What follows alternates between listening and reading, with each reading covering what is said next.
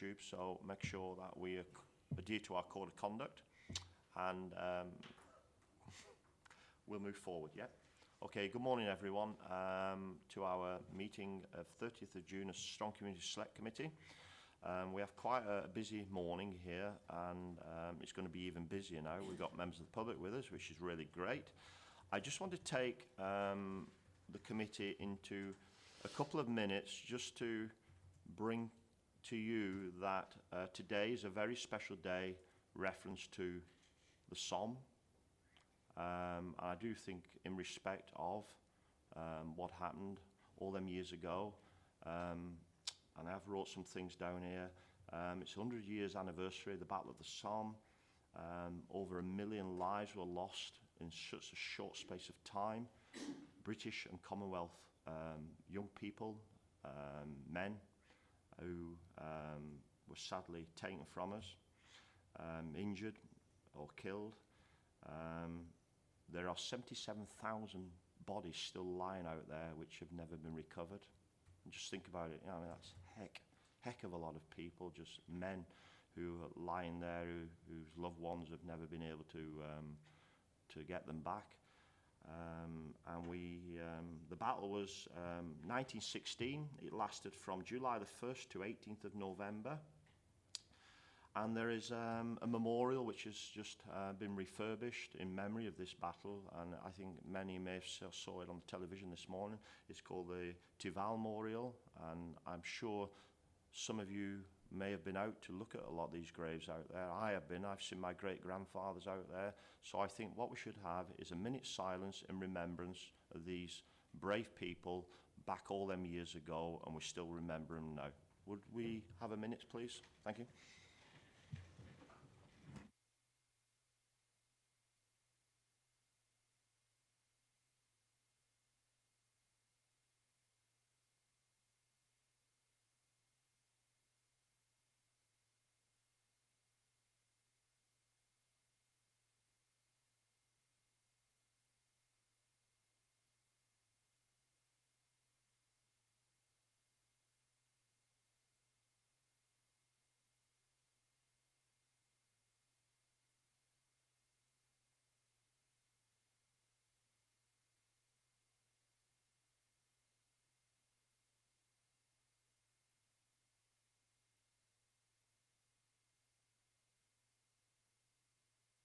Okay, thank you, everyone. Morning, Mark. Right, I'll go around the table quickly just to introduce everyone, because there are some faces here which people may know or may not know. We have a chair. May I just start? I'm Simon Howarth. I'm going to be chair for the next 12 months of Strong Communities. I've been the chair for quite a number of years now, and I'll go around to my right and work the way around, and members of the public also introduce yourselves so the clerk can get your names. Thank you. Paula Harris, Democratic Services. Mark Howcroft, Assistant Head of Finance. Rachel Jowett, Head of Waste and Street Services.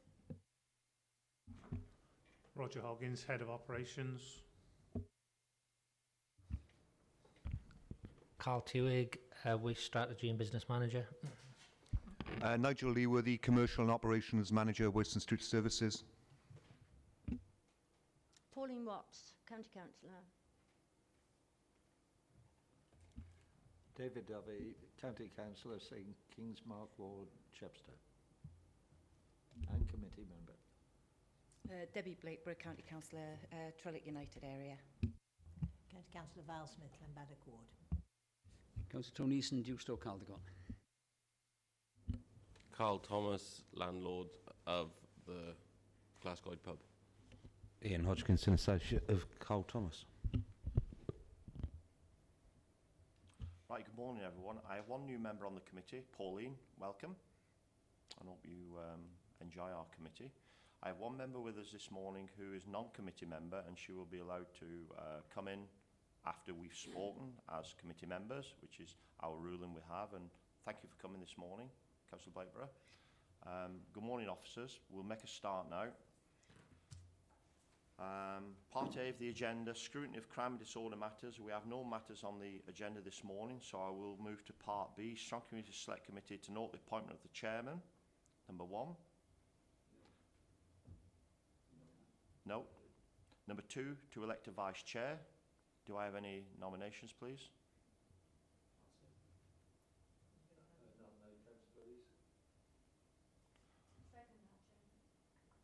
Okay. Councillor Eason. Councillor Smith, would you like to nominate yourself? No, Chairman, I'm very happy to support Councillor Wilson. Okay. I have no other nominations. Councillor Eason? Look forward to working with you, and we'll have a little chat after the meeting. Thank you. Do I need a show of hands for that? Right, thank you. Right, apologies for absent, Clark. We've received apologies from Councillor White, Webb and Sarah Jones and Hazel Eilert. Okay. Any apologies from any other members? We seem to be... Any apologies from Councillor Paul Jordan? Okay. Can I make a point of clarity with members' representation on this committee? We seem to have members who are on the committee who have no intention of giving apologies or actually even being here. And I'm going to try and address that for you, because it's not fair on you as a committee that the workload isn't shared out. And I will speak to the leader of the council and I will try and address that. And the reason why I say that, we are on public streaming here. I have members of this council who want to sit on this committee, who put the time in and the effort to make it to committee meetings, but they, under the Constitution, aren't allowed to participate fully within the committee. So I will speak to the leader of the council and try and resolve the matters and see if we can get a full complement. Okay? Declarations of interest. Any declarations? We all recycle, do we? Thank you. Right, to confirm the minutes of the previous meeting. Do I have a mover and a seconder that they're actually true and accurate record? I will move, Chairman. Councillor Smith moves, a seconder. Councillor Dovey.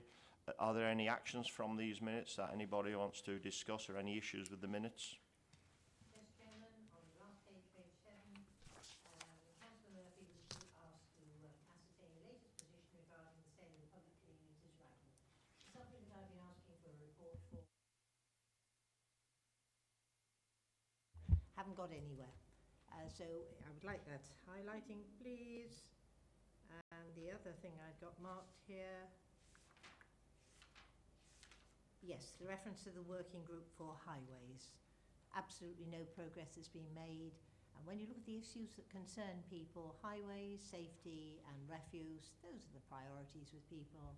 There are the incidental things such as social services and education every now and then, but it would be very good to actually look at performance and everything else that's associated with highways and the budget, and whether we are actually adopting the right process within this council.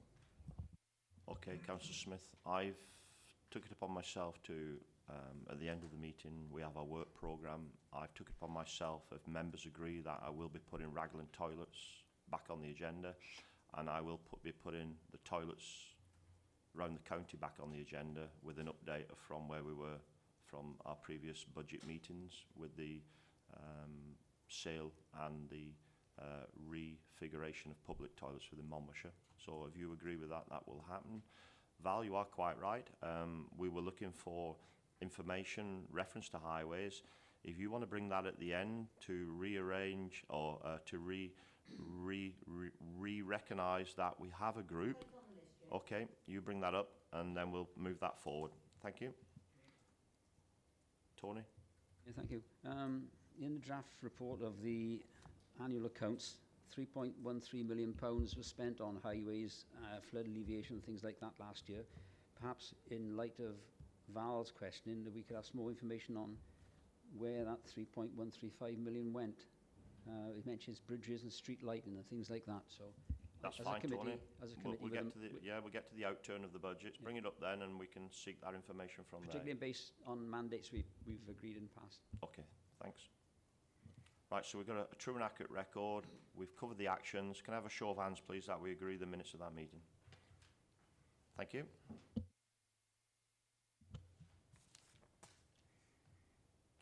Right, members of the public.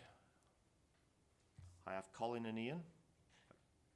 Carl Thomas and Ian Hodgkinson. Good morning to you both. You're here out of interest and perhaps want to ask a few questions of the council, of the select committee. I'll let you take the floor now, please.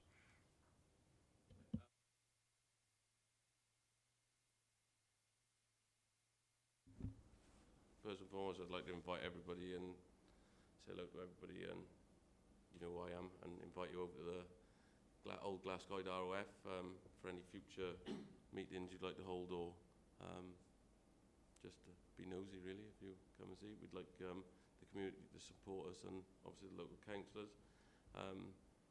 Being part of the pub, we've had, as you can imagine, a few people in that have got a few issues locally, and have asked us to come over and address them with yourselves. One being the speed. Now we're open and trading the speed of the road outside, so the speed being the A472, outside the Glasgow pub, previously the BAE Sports and Social Club. A few locals have raised issues. Apparently there was a few accidents when it was up and running before. They're worried that similar accidents could happen with people entering and leaving my premises. A few of the neighbours have mentioned the fact that coming out of their driveways and things, it is hard to see on that bend. So we're wondering whether we could get together and possibly get a speed restriction across that road, some signage, or maybe something as simple as a speed camera to reduce that. The second one being, I was wondering if the council could get together and possibly cut the grass and maintain the hedgerows and bankings from Glasgow Village back down to where we are now at the County Hall. They seem to be very overgrown. It doesn't, with people entering and leaving the premises, it doesn't help the speed of the road and simple things like grass and things like that. I've done it myself at the moment to a cost of myself, but I was just wondering if the council could put it on their agenda to possibly cut it back and try and limit, heaven forbid, a further accident happening there. Okay, thanks, Carl. Who is your councillor? Is it you, Val? Yes. Okay, have you taken this forward with a letter or anything with the authority? I've not taken it forward recently, no, Chairman. Over the years, you've been aware of my concern with speed. There are so many entrances and exits onto that road, the A472. It's extremely dangerous. There's fatalities that have occurred on that road over the years that I've been an elected member. We've got big industries there. You've seen another opening. You've got the Equestrian Centre, the second opening to BAE. I think it's time we look seriously at it. Wholeheartedly agree with the cutting of the grass. We're only now doing one width of cutting. And if you're driving that route from Little Mill to this setup here now, the headquarters, opposite the Henrue Farm, there's a need for a double cut there because the bulge, there's a temptation, somebody did it the other day, overtook me, you cannot see. So we do need to seriously look at making that a double width cut. Lots of issues on that road, Chairman. We've seen an increase in traffic. When these headquarters opened here, I assumed it was because the college was moving out. It isn't. We have brought an enormous amount of traffic onto the road, and we will see more traffic coming with further moves of staff. So it does need looking at, and we do need to start to listen to the residents and their concerns. So support, yeah. I have tried over the years repeatedly. I don't see sort of a slight reduction helping. Certainly Fire Authority would support the lowest you can go. Okay, thanks, Val. Have we, Roger, you're here, and I know it's a bit of a stab in the dark because, you know, I mean, we didn't pre-envisage what we're talking, which is good. Have we any data which we've collected over the last couple of years on this road? Have we got a traffic impact assessment, let's say, over the last couple of years on this road? Do you think we'd have all that information there? Or do you believe you need to sit down, have a think about, and is there a way forward? The grass cutting, that's going to go back on our planner for the R's and C's from the budget cut, and we'll discuss that later. But issues that Carl and Val have discussed, and I will bring you in, Ian, if there's anything else you want to say. But can we do an assessment of where we are on this road from probably us Bridge all the way through to, is it New Inn? Little Mill? Little Mill. Because you've got quite a few camera flashes in Little Mill, haven't you? Which I noticed. I came in on Saturday. They flash and stuff like that, which do help. That's in Little Mill, isn't it? Entering Little Mill, they've Yeah. got a sign that indicates the speed, yes. Yeah. And there's one coming out as well, coming out towards, let's say, Pontypool there. I can't remember whether there's one coming back out. Just one coming in, is it? No, there's just the one. So it is Oh, no, recognised. hang on. I'm travelling the route. Both ends of that village, they've got a sign. That's right. I thought they had. A sign that indicates, and they've also, I don't know if it's a benefit or a disbenefit, they've got the traffic lights there. You certainly know when they're operating. Okay. Right. Pedestrian crossing, rather. Okay. Ian, is there anything you'd like to say on Yeah, top of I just what's want to going on? reinforce what Carl said, really. It's a big venture across the road from here. Trying to make it as family-friendly as possible and encourage people from the community to come out and use it. And we don't want them put off because it's awkward to get out to.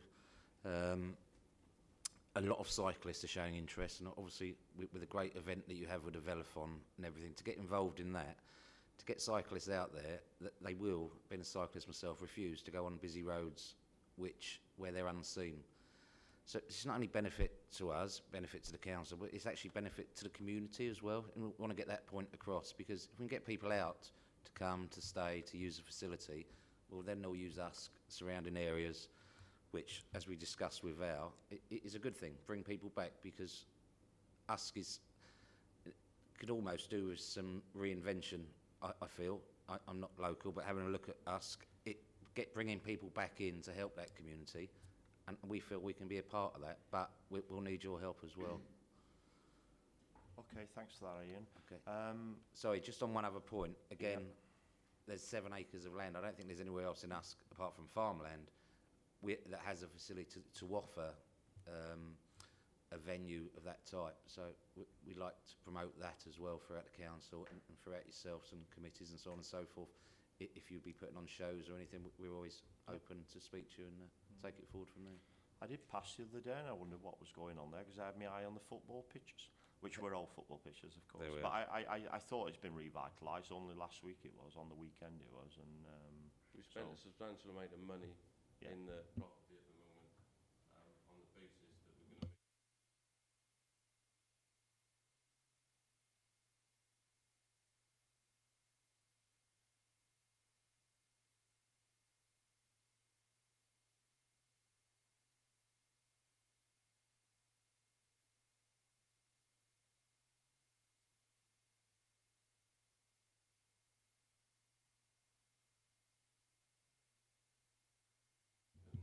certainly trying to link in with the Velothon and get them to use us as a site. okay, anything to do with safety and road safety and people coming in and out of Monmouthshire is a priority for us. Business side of it, that is up to you guys, but anything to do with Monmouthshire County Council, we'll look into this through Val and Roger and the team. We'll come back to you with a response. Is that okay? And Val has your address, or how we get hold of your emails or whatever. Yeah, okay. Okay, thanks. Tony? Yeah, thank you, Chair. I must applaud you on taking on this venture. I was brought up in the estate just below Beaufort Arms when there's only 20 houses there. I'm surprised you haven't taken the Beaufort Arms on, but that's another matter. In terms of the road, yes. The problem with your road is no different from many other roads. The road I've come this morning from over Newton, the grass is growing and some has been cut, but where it hasn't been cut is driving cyclists into the road more, which makes the cyclists more vulnerable and makes the accidents more potential. So I think that these roads should be looked at. Is it 50? It's 40 through the village, isn't it? And it goes to 50 by Beaufort Arms and all the way down to the Equestrian Centre, am I right? 60 that spot, is it? And then it comes to 40. So I think that there is need to revisit that road, as particularly as you're coming this way, you tend to be going downhill and past the farm, just past your place. People tend to speed there, and I was coming down last week. Somebody decided they want to come towards me by overtaking. So you've got to take evasive measures. So it needs some consideration, that road, I think, quite honestly. I know Val have been on about it for a long time, but yes, applaud you for taking on that venture. Okay, Roger, any response?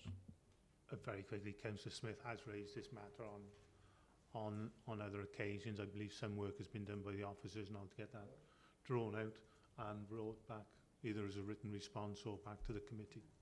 I have pressed it, Councillor Debbie. This bit didn't work, that bit does. So, am I on telly or not? Yeah. Questions? Thank you both, and you're very welcome to stay and listen to what we have to say on the other agenda items. Okay? Thank you for the offer, but we're going to have to shoot off. We've got a fair bit to do, if that's all right. All right, thank you. Thank you.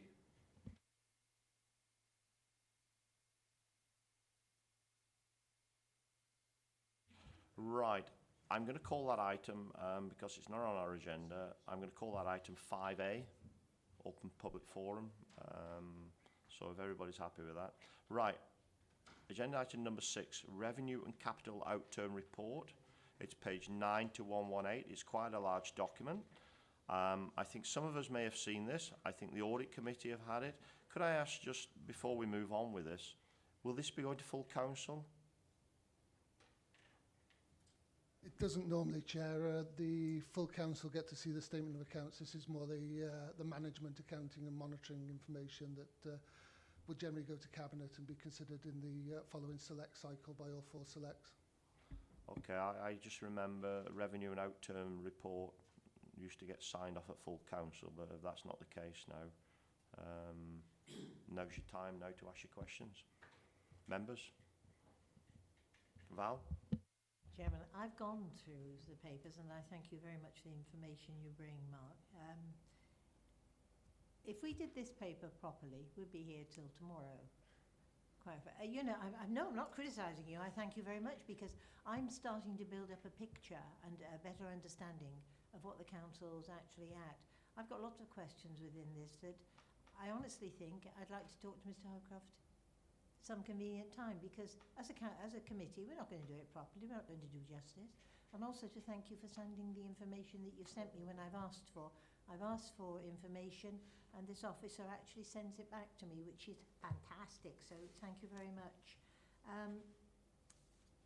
I've got a lot of questions that I would like to ask, and I'm perfectly content to ask them to Mr. Howcroft at another time, and leave it to other members who've got specific questions that they would like to ask as they've gone through the report and possibly understand better than I do, like Councillor Easton at the back there. Okay, Mark. Would it help if I gave some context to it? Actually, the report is threefold for your benefit. I mean, as councillors, even though this is strong communities, it gives you a perspective on how the overall council is doing. So you might very well have an interest, or you're never off duty in terms of being able to provide an opinion on some areas which aren't necessarily ones at the forefront of your attention. Primary purpose is for you to consider the monitoring arrangement undertaken by Cabinet and whether it's robust and reasonable, and the responses and decisions that they make as a consequence of getting the same report are valid. And then there's an aspect of it in terms of looking at the select appendices, particularly the strong communities ones, which focuses very much on your portfolio and service areas. Overall, the council last year, we have adjusted the figures since the Cabinet report went, because they are always subject to audit, but the actual outturn last year was just under £600,000 surplus. I'm not used in finance to using superlatives, but I thought that last year was the year I was going to miss the mark with a surplus. But in trying to giving you some sort of context, even 600,000 on a collective budget of 148 million is less than a 0.03% variance. So I mean, you're dealing with telephone numbers in terms of the overall context. What that did, alongside services absorbing the effect of redundancies and re-engineering, meant that we didn't call upon redundancy balances, and we have been able to replenish our balances in 3 areas: around IT development, around investor redesign, and around the redundancy, because the redundancy provision pot. Part of that was due to the underspend, but part of it was also looking at the reserves, things like the insurance reserve and provision, and being able to move resources between the two. So those are the 3 areas that I think will be under pressure going forward in terms of reserve funding. It is reassuring that we have managed to top those up, because we haven't managed to do that in previous years. It was a good result, particularly the being able to absorb the redundancy challenges. And also, I suspect that providing a surplus of 600,000 in light of the fact that we have a recurrent pressure in largely children's services that has also been absorbed to the tune of 1.2 million. And if you look at the savings of the council, whilst the operations department and chief execs, which would be your primary concern, met all their mandated savings in full, the surplus of 600,000 at the end of the year also absorbs £500,000 worth of mandated savings that weren't made in other areas. So collectively, there's been an incredible result in pulling together to provide a holistic position that's surplus. The flip side of that from a finance point of view, because we're never happy, is that it relies increasingly on people making ad hoc savings. And actually, I would prefer that to be more robustly reflected in things like the budget and the budget monitoring rather than in service manager's mind. So I'm never happy as a finance manager, I'm afraid, but as a year, it was quite a good result overall. Okay. Val? I like that comment that you made, which is a fantastic and welcome achievement by services. Right. There is a question I would like to ask Chairman very briefly. The reference to the redundancies. How many employees have we actually made redundant? And also the other comment that I would make, looking at the reports, somewhere within your papers and whatever, the slippage that occurs. And to me, the amount of slippage that with capital moves forward or slip forward, to me says this is not good planning. That officers need to be thinking ahead and saying, I'm not going to do that next year, I'm going to do it the following year. So a bit more forward thinking in departments perhaps would help you with your accounts as well. So you got another fantastic showing. But the number of redundancies, I am interested to know, because I find that people I haven't seen for some time, somebody says, oh, they went 6 months ago. So thank you, Chairman. I'm just pulling up the statement of accounts, which will tell me. I think it was of the order of, well, I'm not going to guess. Right. Let's have a look. In 2015-16, there were 99 compulsory redundancies and 3 other departure packages agreed. So a total of 102. Is there any on secondment there? Are we secondment where they've gone out somewhere and we don't pick the tab up, they're still employed, well, they're still under our wings? Well, those wouldn't be treated as a redundancy cost because obviously they've still got their substantive post within the authority. How many have we got on secondment in here? I can certainly find that information out, but it's not regularly reported in the statement of accounts, so I don't have it easily to hand. Okay. But if you've got an interest, I'll dig into it and let you know. Okay, any more questions? On the capital slippage, sorry, the other question, capital slippage. No, not so much a question, just a comment. Yeah, I tend to agree with you. It's rather artificially affected by Future Schools agenda at the moment, which is skewing it somewhat. But even if I exclude that, the level of slippage is perhaps more than I would ideally like. Like you, I would think we could imply a greater discipline as to when officers need the money. So there's nothing stopping them coming back to Cabinet and asking for that money, but I think we've just got to be clear as to which year they're likely to do it in so that we're not actually, from a performance point of view, judging them against something that was never likely to be the reality in the first place. It's particularly acute in the likes of Section 106, etc., which requires a degree of engagement with the community. That can mean that Section 106 may very well be over 3 or 4 year time frames. There's a couple of figures there that have floated. But I don't think, for instance, that perhaps I've got the same satisfaction around things like property maintenance underspend, because that's totally in our gift to control. If we realise we're not going to do something, and that's part of an annual allocation, will you do something else and make sure that you've spent your resources in the year, you bring other schemes forward, and you slip that scheme back to the following year. So I think there's some flexibility, which means that those areas shouldn't slip as much as they do.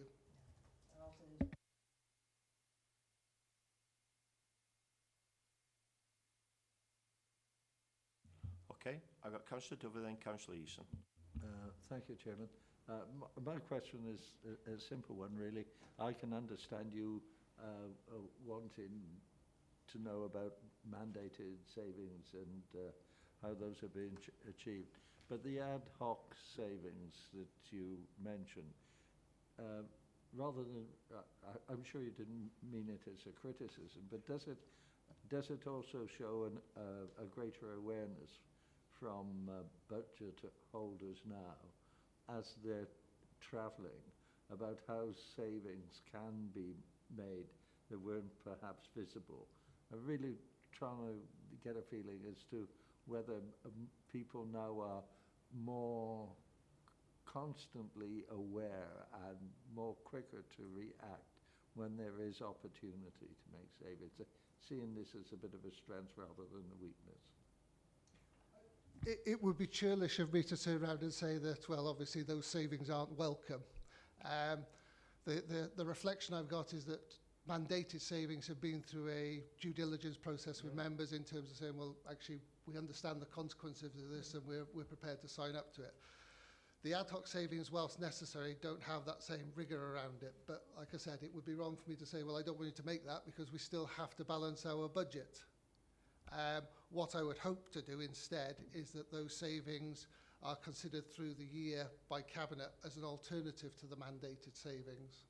And that's one dimension which hasn't yet fully come back to Cabinet because I'm still thinking on the best way to do it. I think actually going forward, in moving from the mandate approach to a percentage saving approach, that issue won't be as obvious. Thank you, Chairman. The only thing perhaps to add to that, Mr. Chairman, is in terms of culture within most departments, we realise the pressure upon the authority generally, so opportunities to reduce costs or increase income tend to be within the mindset of most officers at most times, because we recognise overall the authority's wish to balance or even improve with underspends on the budget overall. It's also to some degree responded to by the nature of income and the actual year. Type of year, we didn't have huge demands upon highways maintenance during the winter this year. That helped. And our Sutra performance outperformed our budget position. That helped again. In this coming year, we probably won't find that benefit through Sutra. So in terms of operations, which is one of your key areas within strong communities, there are variables within it. But in terms of culture, we understand the need to try and balance the authorities and contribute to the overall picture. Val, did you want to come in on this one? Yeah. Okay. You jog my memory, Roger. What has altered with our arrangements with Sutra, please? Have we lost a contract or what? No, we haven't lost a contract, Mr. Chairman, but the actual form of the agreement is now being termed as agreement. It was previously as a contract. It's now it's termed as an agreement. It's commenced in April of this year. Sutra is being required to reduce its spend by Welsh Government. There would be no surprises there, really. And that's therefore reflected upon us. So the actual nature of the agreement and how costs are recovered and the level of activities are changing on trunk roads and motorways in an effort to meet the Welsh Government demands on terms of reduction on capital spend and on revenue spend.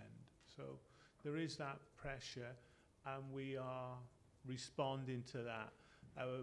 We've had numerous meetings with Sutra colleagues, both operational staff and accountancy staff, to come to this new agreement, and those meetings are continuing.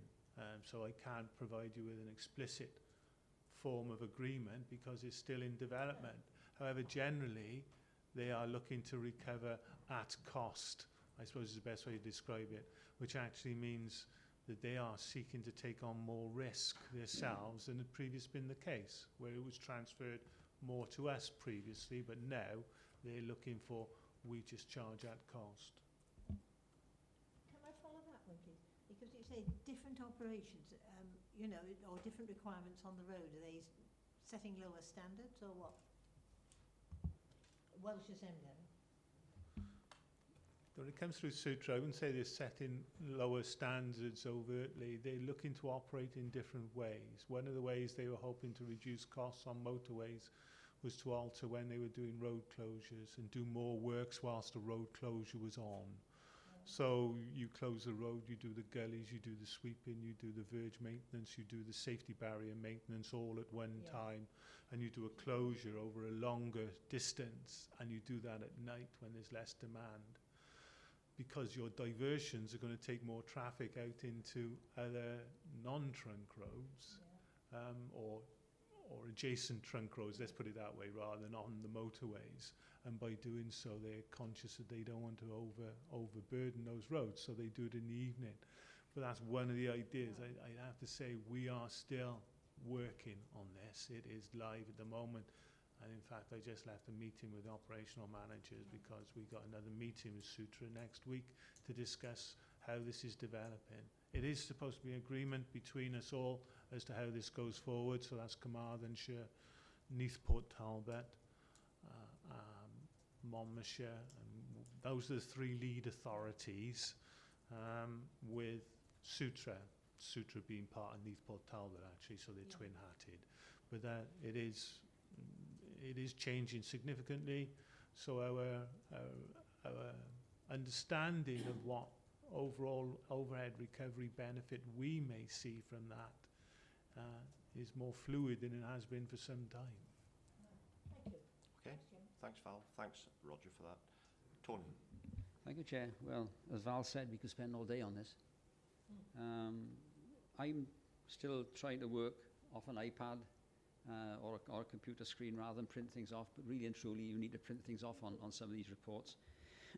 I'll take Mark to what is to me page 24 of, I go back to page 24 now of your report. It's page 24, I think, of the old bundle, and it relates to, of all places, Caldicot Castle. Let me try and find it. Just scrolling through 38.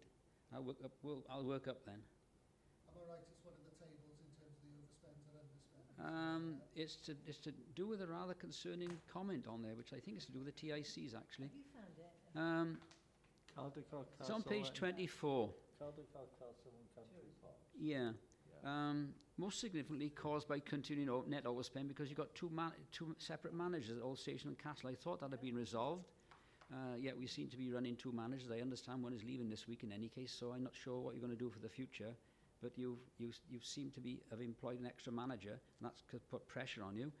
But what does concern me, and I think it might have been the TIC costs were affected by a need to double man facility due to threatening and abusive behaviour from members of the public, which have contributed to the total overspend of a cost situation improved by the closure of facilities during winter months. Was the fact that you had to double man that particular facility a reason for closing over the winter because you had to have quid pro quo? That's that question. And really that comes up on the facilities of TICs, which is on page 33. I'll leave that question like that. Then you come to page 37, where in your report you suggest that there's a pressure on Coend House of £300,000. Well, I know that's now £65,000. That hasn't been reflected in this report. There's a reference later on about the mandates that have been driven forward, or supposed to be driven forward, about the inability, by the scheme of things, to get one community council to take on a set of toilets within the north of the county. And I'll have to keep it brief. And then page 71, 72. Oh, God, this is bloody awful. And that's to do with the mandates that we have seen through this committee. One was the Abergavenny markets. One was the reconfiguration of the waste disposal collection, where we had misgivings about the reconfiguration, and I think he went ahead with it, I think, despite our views against. And also another one on page 72. Say, you could spend all day on this. Bear with me. I'll get it printed next time. 372. Oh, and that's the mandate of modernising tradeways services. I'm disappointed that we find that we are still in the red on that one, yet We supported you as a select committee. There must be some sort of reason for that. But it seems to me that some of the mandates you're failing on are ones which we had doubts about at the beginning. And to some extent, I think, as a select committee, we've been ignored. I feel a bit sad that views we put forward tend to be, I won't say ignored, but not really taken into consideration on. So I don't know whether Mark can pick up some of the points I made earlier, but as I say, you could spend all day on a report like this. Mark, would you like to answer some of the questions? I'll certainly try. I won't be able to give you a definitive answer on most of it, but I'll give you a perspective, and probably with the help of my colleague around things like waste, etc., we'll be able to give you a collective position. On the TICs, I mean, clearly that's in the enterprise department, so it'd be unfair to expect Roger in operations to give a view on it. As the closure during the winter facilities, I suspect there's partly a pragmatism there around tourist information and the footfall in there. I don't know the specific details around the abuse to be able to comment with a certainty, but I would imagine it probably would have had a bearing on it. But I'd be surprised if it were the primary reason that it closed over the winter, because that would seem to be a very short-sighted view rather than solving the problem with the abusive member of the public. So. One abuse, one set of abuse meant you had to employ somebody extra, which could have been employed over the winter possibly. Well, that's certainly the case. I mean, we have a responsibility to our staff to keep them safe. Clearly, if they're working alone, then the management response to that would be to actually pair them up with someone. Like I said, I can't really equate the closure of the summer months primarily to the abusive behaviour. The issue of the increased costs is down to the fact that we had to, the budget presumed one person working there when instead there's had to be two. So could we then perhaps, Tony, just so we don't lose the point you're making, is could we actually just ask what happened there? Yeah, I'm a bit surprised it's written like that in the report, to be honest. Yeah, let's find out. We'll ask the senior officer in charge of TICs. I don't know who that is at the moment, but let's ask for an explanation. Very good question. Okay. And there is a correction on Cowen House, I take it? No, it's not a correction, because will there be a correction? This reflects the period up till March. The Cowen House decision, right. The 65,000 was in June, so it'll be a benefit next time then. Yeah. Okay. Well, it won't actually be a benefit, because the Cowen House original scheme that's been in the capital programme for years was a £300,000 expenditure budget to repair the facility, afforded by the capital receipt that would result from it. Yes. The new arrangement is we're not actually going to take, as a council, take ownership of Carwent House, so we won't ever have that £300,000 receipt to offset any costs. No, I accept so that. from a balanced position overall of costs and receipts, we're moving to a position where we're going to incur £65,000 capped costs. Yeah, that's the essence of the change. And maybe for Roger, these toilets and our views on recycling and things like that, picking up waste. Regarding the waste, on the mandate, the trade waste was the introduction of the business recycling. The target was for a full year's income of 40,000. Obviously, the scheme was not introduced until September, October. All right. So the savings were then reflected because of the delayed implementation, and it was delayed because staff time was spent on the massive county-wide implementation of the route optimisation, which I'll lead on to, which you are right, that saving was not made. That saving had been put into the MTFP 2 years earlier, in terms of when we did the grey bag initiative and the restriction on residual.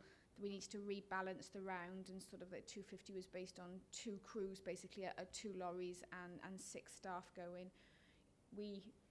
This process has shown how tight and optimal our service is running. We could not take it down to that level.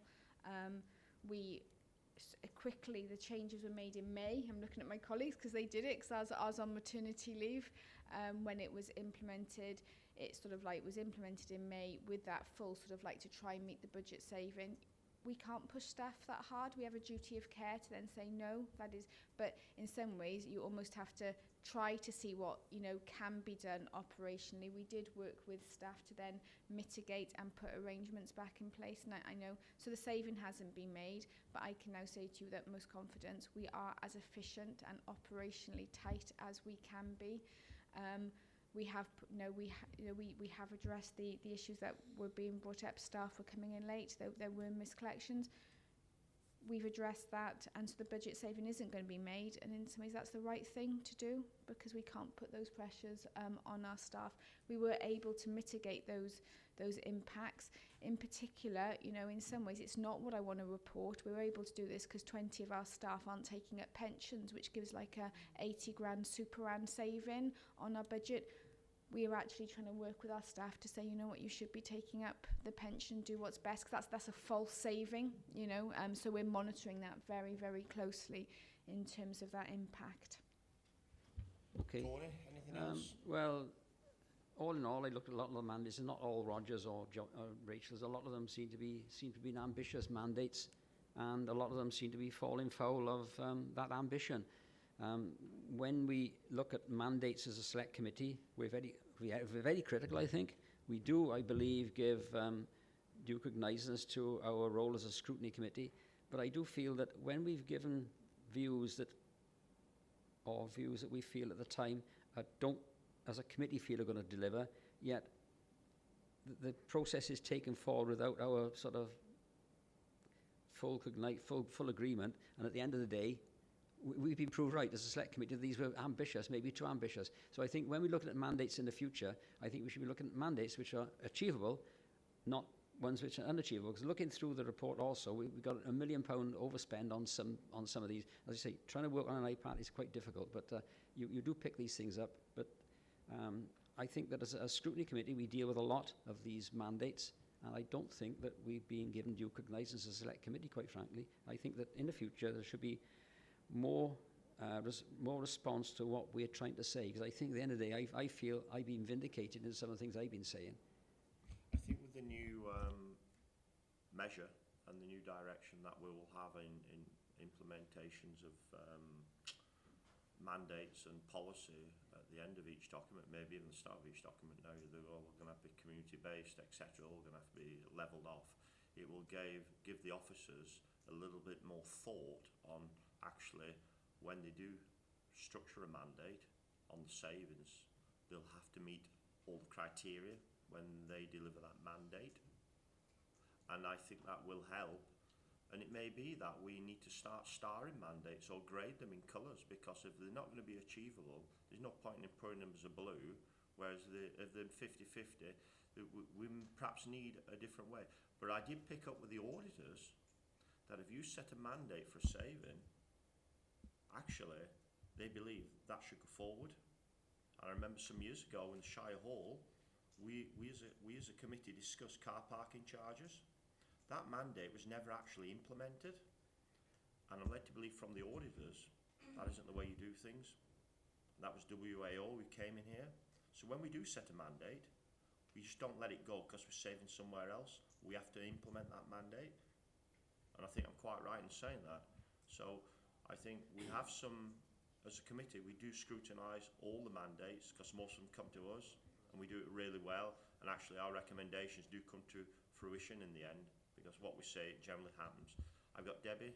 Can I come back on that? We had a seminar the other afternoon with Kelly Byrne and Will McLean regarding Monmouth in the future, and the fact that £14 million have got to be scraped off savings over that period of time. It is going to put a hell of a lot of pressure on the officers, and it's going to put a hell of a lot of pressure on scrutiny to make sure we make those savings. Whether you agree we should have those savings, we've got to look at them and try and find ways of making them. Yeah, it's going on from what you were saying really about the mandates. I think we all know when we're agreeing the budget and we have these mandates, and a lot of us have not put a hand up to support mandates to go through because they're unreal figures without any plan. And I'm just wondering if moving forward, when looking at mandates, they should be smart. And people will know what that is. So they are specific, that they are measurable, that they are achievable, realistic, and with time bound. Because at the minute it's just a figure, and it's kind of just like massaging the budget so it will look good for the future, but in realistic terms we're always going to be overspent because these things can never be achieved. So perhaps suggesting that when putting mandates together in future, that we look at smart mandates. I think, coming back to that, Mark, you've actually now, within your process, you highlight on the quarterly monitoring them mandates and where they are. Am I right in saying that? And I think that's really good because it keeps us focused on them mandates themselves. But you'll find, if you went through them all, they're not even achievable, some of them. Mark, is there anything you'd like to say on that? Yeah, I'd just like to provide a perspective on it, to be honest. I mean, last year, services achieved 90% of what they set themselves at the outset. I don't necessarily agree with the perspective that those that they haven't achieved are the ones that are necessarily ones that members had a problem with. I'd remind members that in addition to providing for these mandated savings, they've also provided savings within their services to afford their redundancy costs. They've also absorbed the effect of children's services overspend to 1.2 million. There's only so much time in the day that people can allocate to things. So there will be a degree of practicality and pragmatism as what can be delivered in the timescales. My concern about the mandate process is it's increasingly feeling a bit volatile. Longer term, the mandates appear more aspirational. The figures aren't as tied down because any low-hanging fruit has long since been picked. Over the last 4 years, the council has found 18 million and done so successfully through the mandate process. But going forward, there is a thought that the mandate process has probably served us as well as it's going to serve us. So part of the discussion that you would have had if you came to the seminar the other day around future Monmouthshire is that this next year, we're not going to apply a mandate approach which relies on volunteers to come forward for savings, that we're then going to assess and judge them on through the year, and that those people that haven't volunteered a saving effectively get no criticism or no, we're going to try to be more consistent. It feels more doable if everyone does a little, that no one has to do a lot. So actually, instead of a mandate approach in particular initiatives, what we're going to do is provide control targets to managers to say, actually, if everyone took their budget down by this amount, how would your service look more sustainable without 5% worth of WG funding? Yeah? But what that will mean is that will mean that councillors will have some choices. I think probably one of the weaknesses that I recognise with the mandate process is that if members turn around and say, well, we're not sure about this mandate, there's no immediate plan B, or there's no shelf of stuff that we can turn around and say, well, actually, if you don't like that one, here's an alternative, because the whole process is quite time inefficient. And I think that moving away from that mandate approach will allow you to focus less on individual decisions and more on the round as to what the effect is. If we don't like anything, what we can bring to the table more immediately and more timely that you could consider. And could I just ask before we move on, Roger, and the toilets in the north of the county, that's come up as a pressure point. I'm looking through the report for the outturn in relation to public convenience. I believe you're likely to ask for further report when you look at your programming, and I haven't found that in operations yet. Mark can find it quickly, but in relation, I can tell you in relation to 16-17, and this obviously this is 15-16, this is 16-17. We are getting funding from the town councils now for virtually all of the public conveniences. So that may be a matter which has moved on, but perhaps I'll pick that up when I report back to the committee. If you can find the particular reference which into public conveniences within here, then I'll look at that specifically, Mr. Chairman.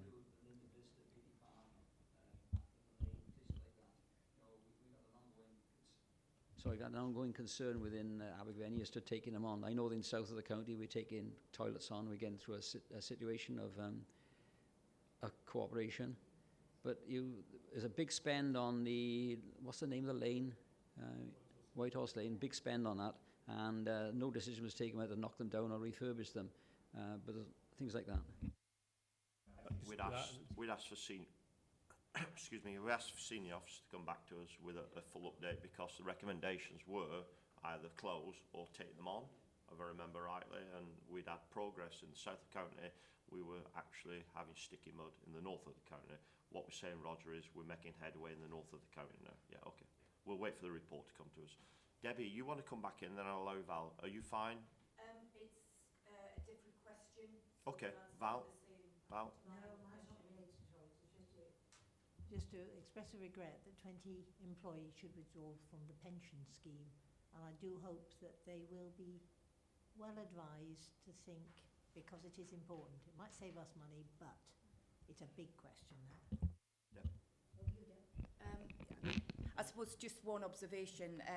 When you, Richard, were talking about really a work to the wire now, and I think that probably is right in your department. And I think one way of making savings is to minimise wastage. And I think you probably have minimised, I mean, it's a pun, obviously it's recycling, but you have minimised wastage. When you work so closely to the wire in saving money, you can actually start wasting money because poor quality of service delivery, sickness, all of that kind of thing. So I think we've got to be very, very careful that we don't push departments sort of over the edge, really. But yeah, it needs that close monitoring.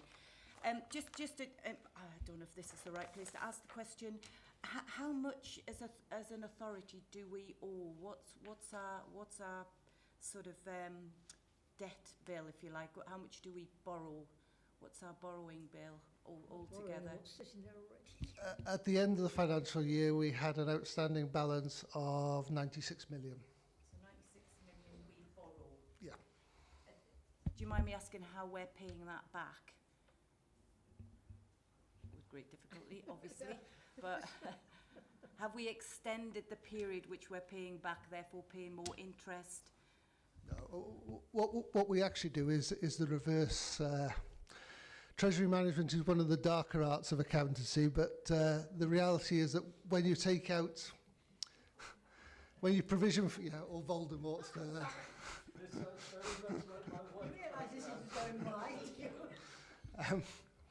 When you agree a capital programme, you agree how much is going to be borrowing, how much is going to be funded by capital programme, etc. Part of the revenue consequence of that is factoring in the estimates in the appropriations for debt repayment. Yeah. So they match against each other. Where we derive a small saving is we've got the perverse situation that it's actually cheaper to borrow short term than it is to borrow long term. Wouldn't be traditionally the case. But if you, for instance, take out a loan for 30 years, it will probably cost you in PWLB2, which is our main funding source, around about 3.5%. You can borrow short term on a 6-month basis for about 0.5%. So you can start making some savings by just utilising council's cash balances or alternately borrowing. Well, there's no risk overall because the budget presumes a more prudent financial planning assumption than the case. The risk perhaps is that that interest rates flip and short-term rates become more expensive than long-term rates. But the lead-in for that, the Treasury advice, the fact that Treasury is managed, we will know long before those rates start to move whether they're likely to move, and we will have the opportunity to lock into longer-term money should that prove more sensible. Sorry? These interesting days? Well, I was hoping to get through this presentation without Brexit being mentioned, but...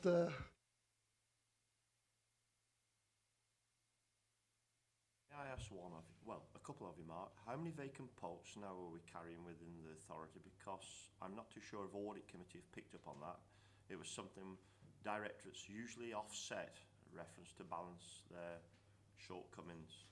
Has that altered now, or are we still getting the same frame in mind? We won't replace because it's 30,000 and then we'll show it in as a saving. Is that still continuing?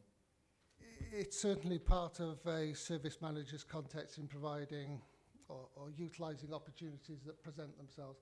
But that obviously has a pressure in terms of if they're not filling posts, they've got to consider how they provide the service. It's never factored in as a saving at the start of the year because obviously the vacancy, if people go, it's generally at their insistence rather than something that's predicted. But historically, we've introduced a vacancy factor of 2% into people's establishment budgets. Okay. In terms of where we are in activity, I believe Peter Davis reported to Audit Committee, if it wasn't the last time, it was the time before, the level of vacancies. So I'll dig that out for you and send it on. Just one second. Are you sit on audit, Tony? You sit on audit, yes. Is that the case? It's also been put to this committee in a previous agenda where there was a big, Mr. Burkitt presented a report to us, and in there were figures relating to all sorts of things, transgender employees and redundancies and everything, and one section did indicate the number of vacant posts and how they were being dealt with and salaries and everything. That was a report that came to this committee. Alan Burkitt, that's right, yeah. Yes, I remember. May I ask my last question then? Chief Exec's unit savings.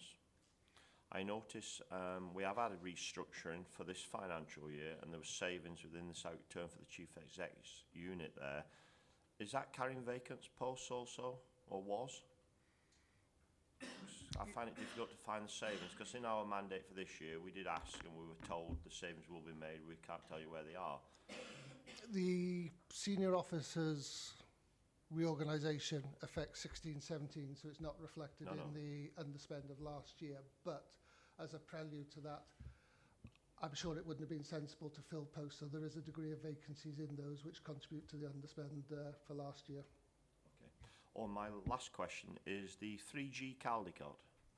I see here there's shortfalls, etc.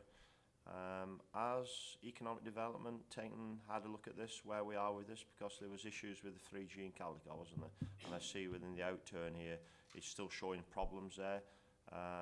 Is that built into the leisure centre in Caldecott or all the overall picture of leisure services within Monmouthshire?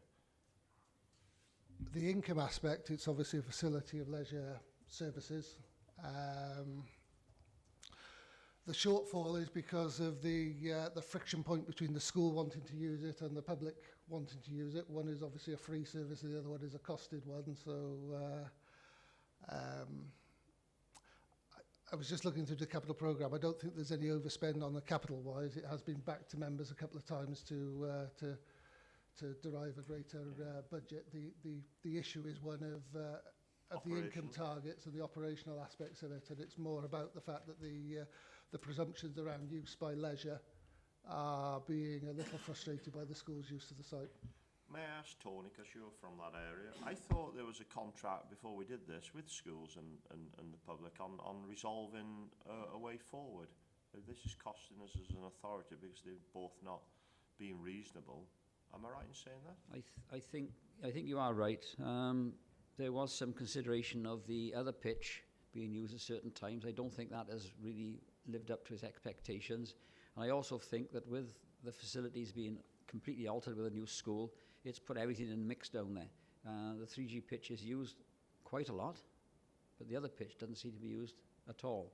So it's the mix of how you get the two, because the leisure centre, I understand, we're hoping, well, originally we wouldn't have in two pitches, but the plans were changed later to encompass the fact that the other pitch was valuable, it'd just been relayed, and could generate income. I don't think that has been achieved. But I think the considerations in Caldecott at the moment are the fact that we're building a new school is causing everything to be upside down. The Councillor Easton is right. The original budget and the original plan presumed that this 3G pitch would be replacing the surface. The school wanted to retain the existing one, and therefore the plan was flexed. But it did have some compromises. For instance, they use the same electricity supply, so they can't have the two pitches working at the same time. That will be resolved through the future school side of it, because they'll be putting in new services then. But in the intervening period between that pitch starting, there's been a bit of a false start with it. So I thought we'd brought to Cabinet a document to say that we would reinvest. Was it quite a large sum of money in having new power supply there, and it been passed by Cabinet? There was... so are we not doing that now? So there's a saving being made there by not implementing that decision? There were criticisms based on that decision in the budgetary process that the original plan was to have one 3G pitch, and where the budget cost for the electricity for the second one was never resolved, I think it's now going to be resolved under the new school project. Yeah, but if we've made a decision in this council to actually resolve that, so we can have a supply, and it went through. I remember I was sitting here. It went through cabinet. That should be implemented, shouldn't it? I'm not sure we actually did that, do we? My recollection, Mr Chairman, of the events was Councillor Easton is quite right. The supply for the floodlights was insufficient to run both. There were solutions put forward at the time which meant running a new supply, but the most cost-effective way was to run in a supply when the new substation went in for the new school. Well, the school's under development at the moment. I would anticipate that supply will go in at the same time. Okay, so it may be me then thinking that there was extra monies required from one service to put the extra in for the substation, and that was the monies. I'm sure it was £70-something thousand. There were monies talked about. It was one of the 6 monies, I think, and there was criticism about using the one of 6 monies at that time. That's quite correct, yeah. Okay. But that's been cleared up now, yes? And it's not revenue, it's capital? All right. The new substation is there, and as part of the school project, as far as I'm concerned at the moment. All right, thanks. Right, any more questions? Small one? Sorry, it's just, and probably I need to spend some time with you separately to look at this in more detail, but just in terms of when we're looking at balance in the books, and it doesn't, I mean, 96 million that we're actually borrowing. Have we borrowed, or have we increased our borrowing over the last 3 years?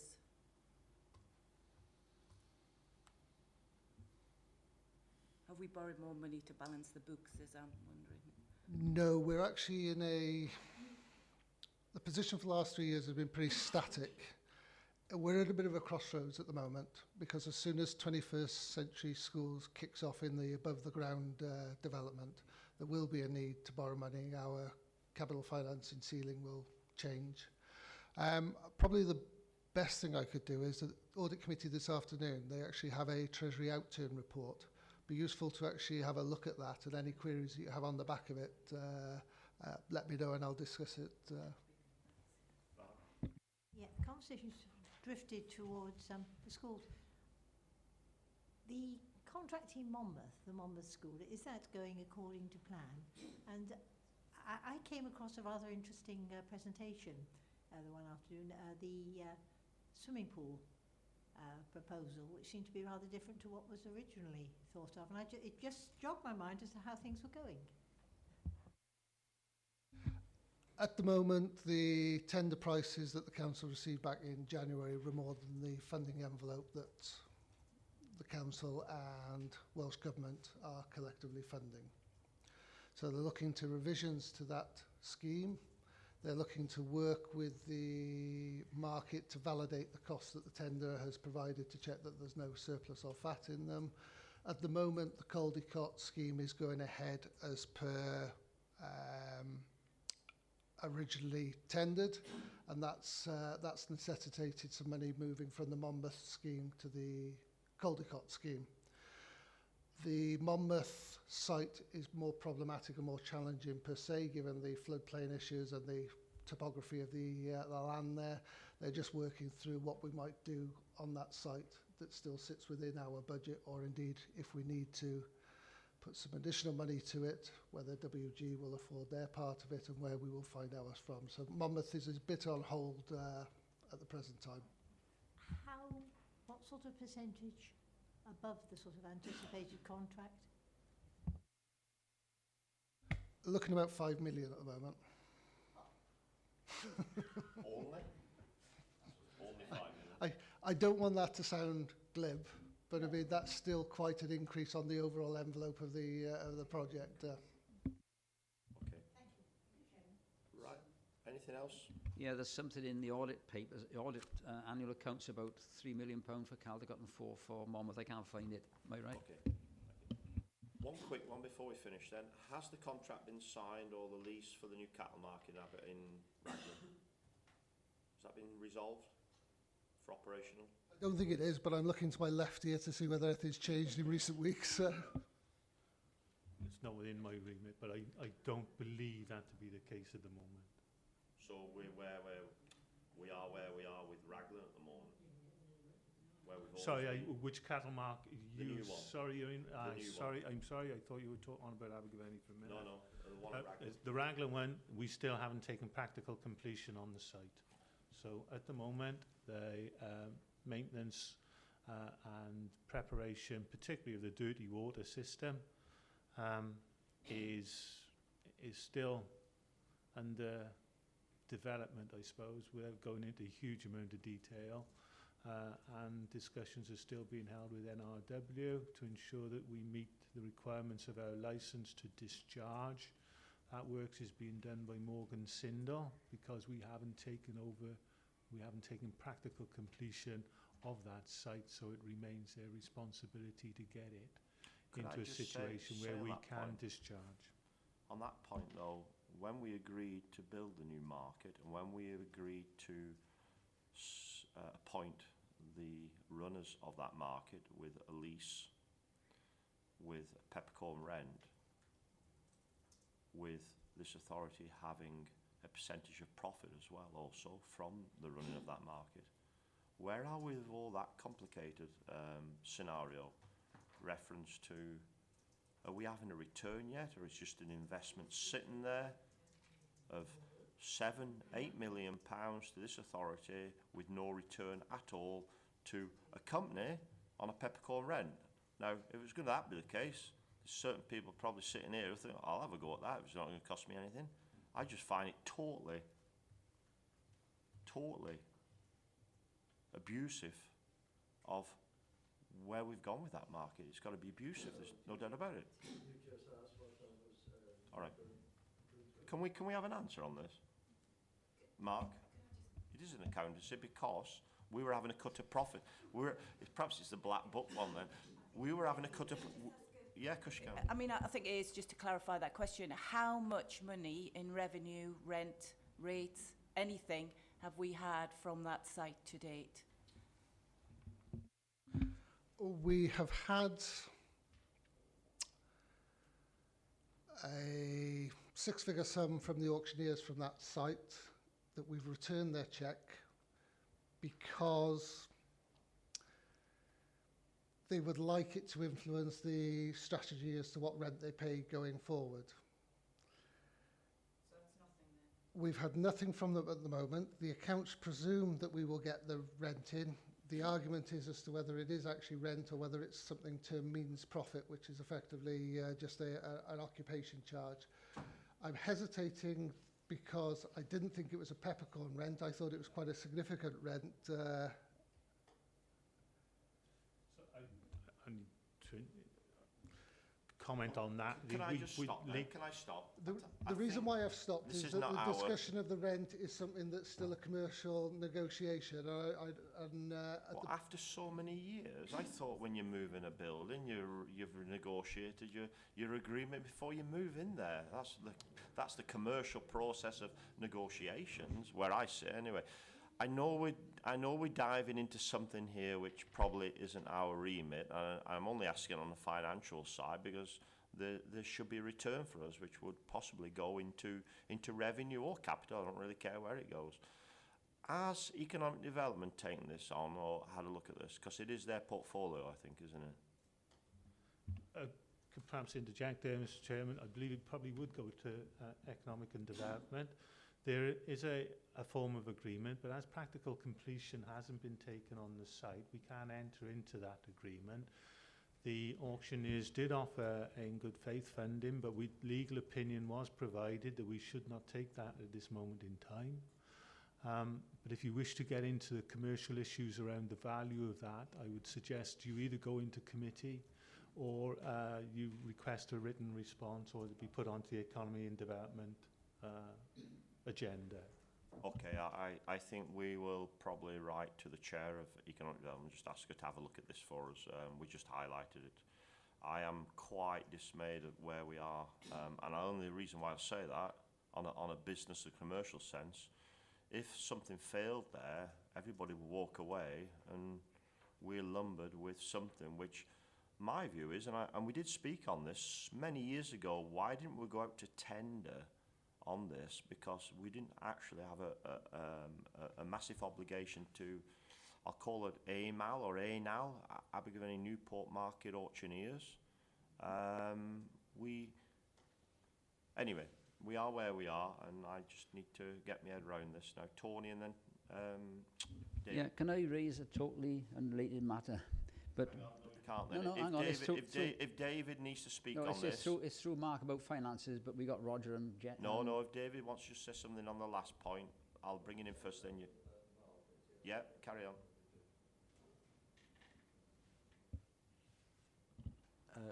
Roger, it absolutely confuses me. I guess we knew what a cattle market was going to be all about and the way it would work, like the mud and whatnot that comes off it. How are we in the situation that we are, where the design facility or the facility that's been designed for it is not functioning properly? Is that a fault of the people that we took on to design it? Where does this lie? Because this has been going on for months now, hasn't it? That I'm conscious of, probably the best part of 6 months. How has this arisen? There must have been precedent for a cattle market of this sort of potential. Did we underestimate what the throughput was going to be? Because if we did, hopefully all the problems that we got are going to be come up smelling of roses. But if it isn't so, why have we got this? Why are we in this problem with the equipment, if you like? What's the issue? It depends upon the level of detail which you want to go into. You may have to move into committee. But in general terms, the responsibility still lies with the developer on that site to provide a management system, a dirty water management system, or an effluent management system, which produces a discharge which is capable of being discharged into a brook. The uniqueness, as far as I'm aware, at least, of our situation is we are discharging into a brook as opposed to discharging into another sewerage system. And therefore, the demands of the NRW in terms of the quality of the discharge are extremely onerous, and achieving those is what has been challenging the developer, the contractor, all the way through. And they have invested significantly more money in arriving at a system which will do that. In the meantime, the market has been operating quite satisfactorily, but their issue is that they haven't been able to discharge that. I'll call it effluent, it's nearly water, quite frankly, by the time it gets there, into that brook. So they've had to take it away. Who's paying for that, Roger? The developer. The developer. And just to take you back, we haven't taken practical completion of it, so it's still not ours. When we do, it becomes our responsibility. And that license with the NRW is our responsibility. So there's a great deal to be, well, there's risk associated with that, and we have to ensure completely that that plant is working effectively. Thank you, Roger. I'm glad you said that, because that was the next question. You know, well, we shouldn't rush into trying to get it back before we are absolutely 10/10 sure that what we are taking on is going to be fit for purpose. But I find it a worrying situation that it's gone on this long, and the developer must have known, mustn't he? They must have known what their responsibilities were going to be as far as this equipment is concerned, and how have they got it so wrong? There must be precedent for this sort of thing somewhere in the country. Okay, David. I think I'm going to write to the Chair of Economic Development, ask her to give us a full update back to us on where we are with this. But I quite agree with you. It can't continue. We need to, I think it's over 2 years now. We need to resolve it.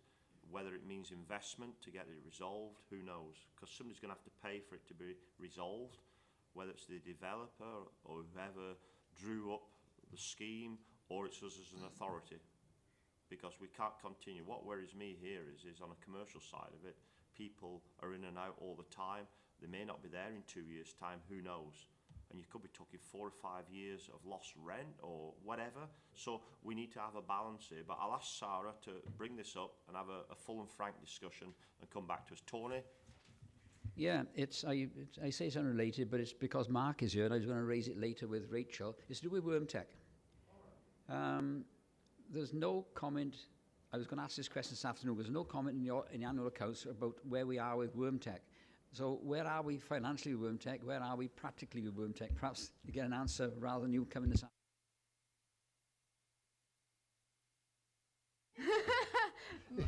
In which case, I can safely conclude it's not a matter for the 2015 Statement of Accounts.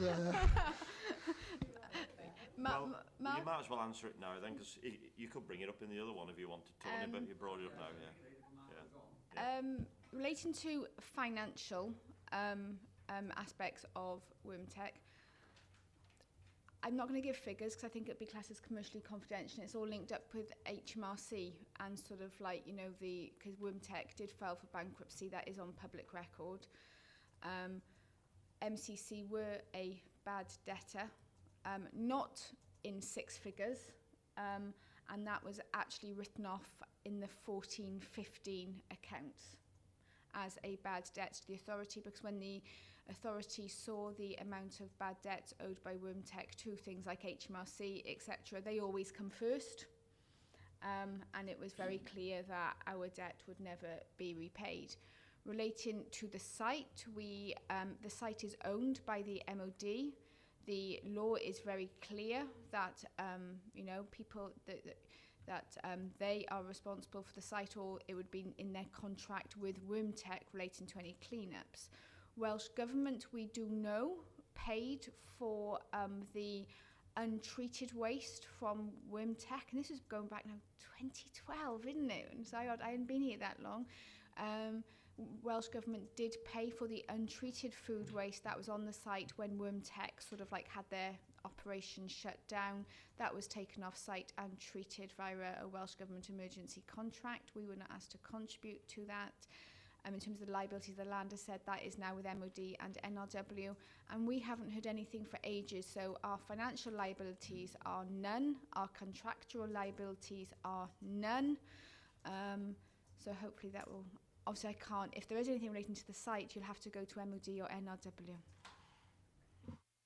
So we as an authority, when it's all been, had a line drawn under it, we have no other liabilities at all. So if waste's still on there, did we have to pay for waste which was there because it was our waste, i.e. stuff which had gone in there? I think we had to contribute towards that, didn't we, with the Environment Agency to move it? No? No, Welsh Government, on the moment that WormTech shut down, then they obviously hadn't treated our waste, so they hadn't fulfilled that element of the contract, so of course we wouldn't pay any invoice coming forward because they hadn't undertaken that process. If you remember, we had an exempt paper which came to the termination of the WormTech contract, came to this committee before going to Cabinet. So no, we didn't pay any of those costs. Our contract was clear. The waste became theirs as soon as they took receipt. So the liability for managing that material appropriately and safely stayed with them. So that was our liability sort of like passed over in the contract. It was just something which cropped in my mind. We were paid off Welsh Government for the waste, which we got paid, but we got paid off them, but that waste then was sitting in there, wasn't it? Did we have to give that money back? Welsh Government didn't pay us for that waste. Welsh Government pay us the Sustainable Waste Management grants, well they did then, which contributed to a whole range of factors. So basically, the moment that WormTech ceased, and obviously, you know, there was a few sort of like invoices being disputed, we were then already working with our contingency provider, Viridor, for safe treatment and transportation of that waste. And so the grant money, in essence, was then going towards the Viridor contract, not to WormTech.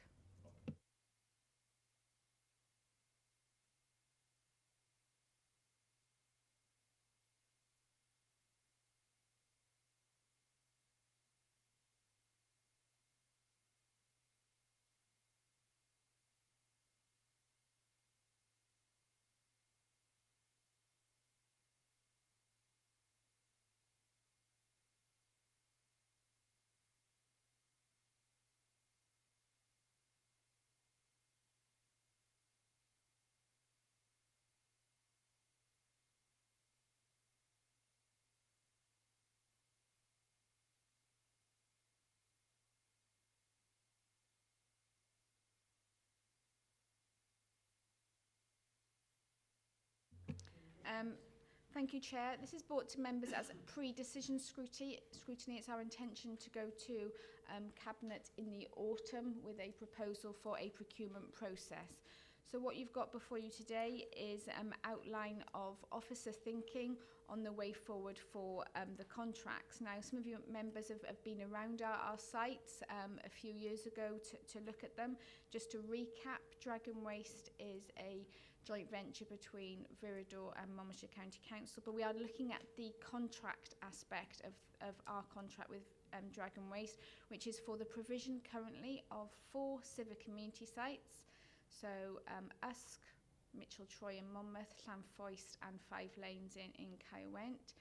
The other term is household waste recycling centres, but by law they're called CA sites within the Environmental Protection Act. The operation and management of 2 transfer stations, so they're adjacent to the CA sites at 5 Lanes and Llanfoist. The management of recyclate from those CA sites, and in the paper you've got the tonnages, so they sort of like manage their onward management, safe treatment, recycling contracts, payments, etc. And also the contract oversees the haulage of all the residual waste, managing the authority to Trident Park Energy from Waste Facility in Cardiff. In terms of context, the sites are very well used, particularly the 4 civic community sites. They manage over 21,000 tonnes of municipal waste, which is 43% of the total municipal waste collected and managed by the authority. So it is significant, and we need to get it right. The recycling rate of the sites is currently 63% across all 4, but that masks some great differences. Usk and Monmouth are way below, sort of like 50, 40%. They are very small. There is no scope for improvements or capacity. And 5 Lanes and Llanfoist are very often sort of like up in the 70, 80%. So on average, it's a recycling rate of 63%.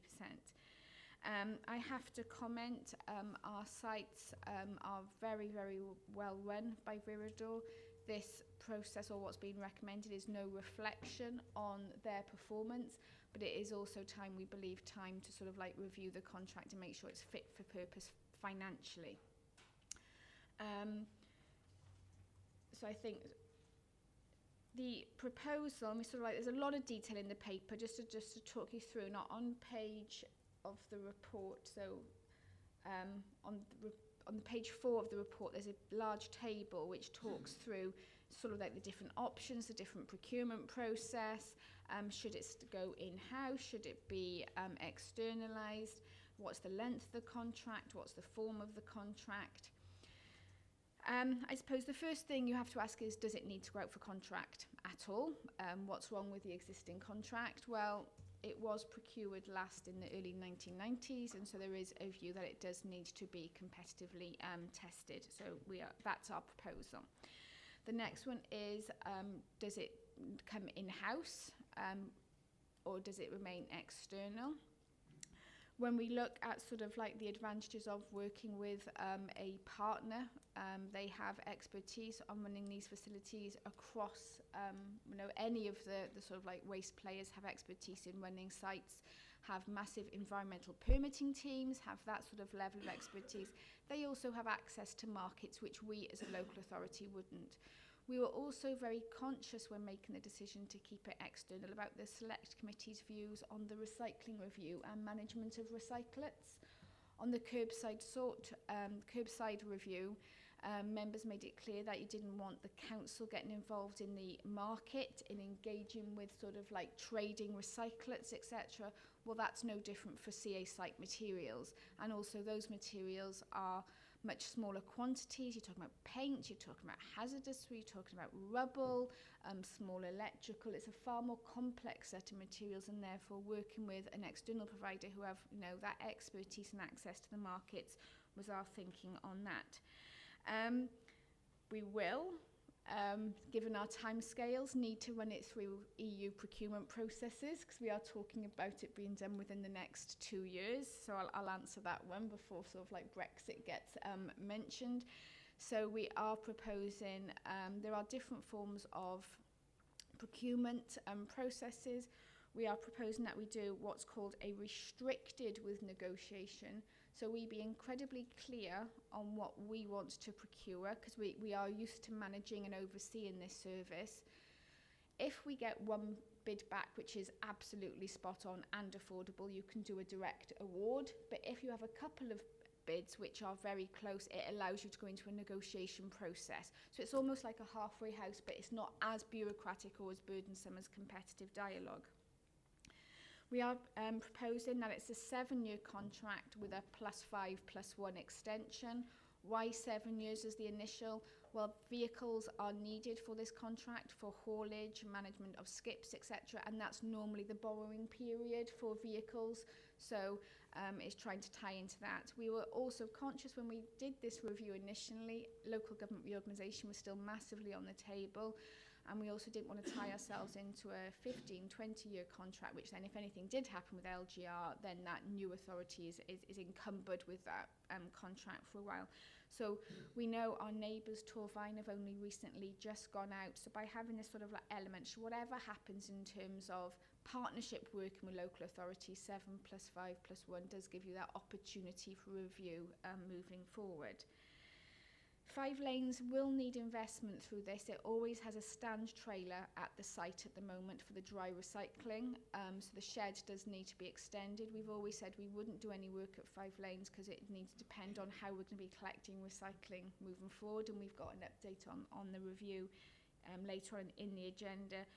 But sort of like what is the modelling is showing forward so far that if we did remove glass, that would cover a saving to afford the prudential borrowing to cover the capital cost for extending a shed. Because there is no spare capital in the authority, you have to be able to fund capital improvements yourself from revenue budgets. There are some big risks for this process. What if the contract comes in dearer than what we're currently paying? So that is something obviously which we've managed through the procurement process. If there is to be dialogue, keeping that tension between bidders. The timescales, we are looking for a new partner for 1st of April 2018. So we're looking to go out to procure in January 2017 because these processes can take at least a year. There is that obvious need to align the operations in the transfer stations with our recycling collections, that the two go hand in hand. It is part of an integrated service. So that's why the timescales of the recycling review are absolutely sort of like imperative as well. In terms of the process, we intend to engage, following member views today, we intend to issue what's called a PIN notice, a prior intention notice, which we'll just put out to the market. You know what, we are going to be coming out soon, and it allows us then to go and talk to them, still informally, but to seek their views on their take up on, this is our take on what the procurement framework should look like. What do they think? What performance measures? What are their ideas for site improvements?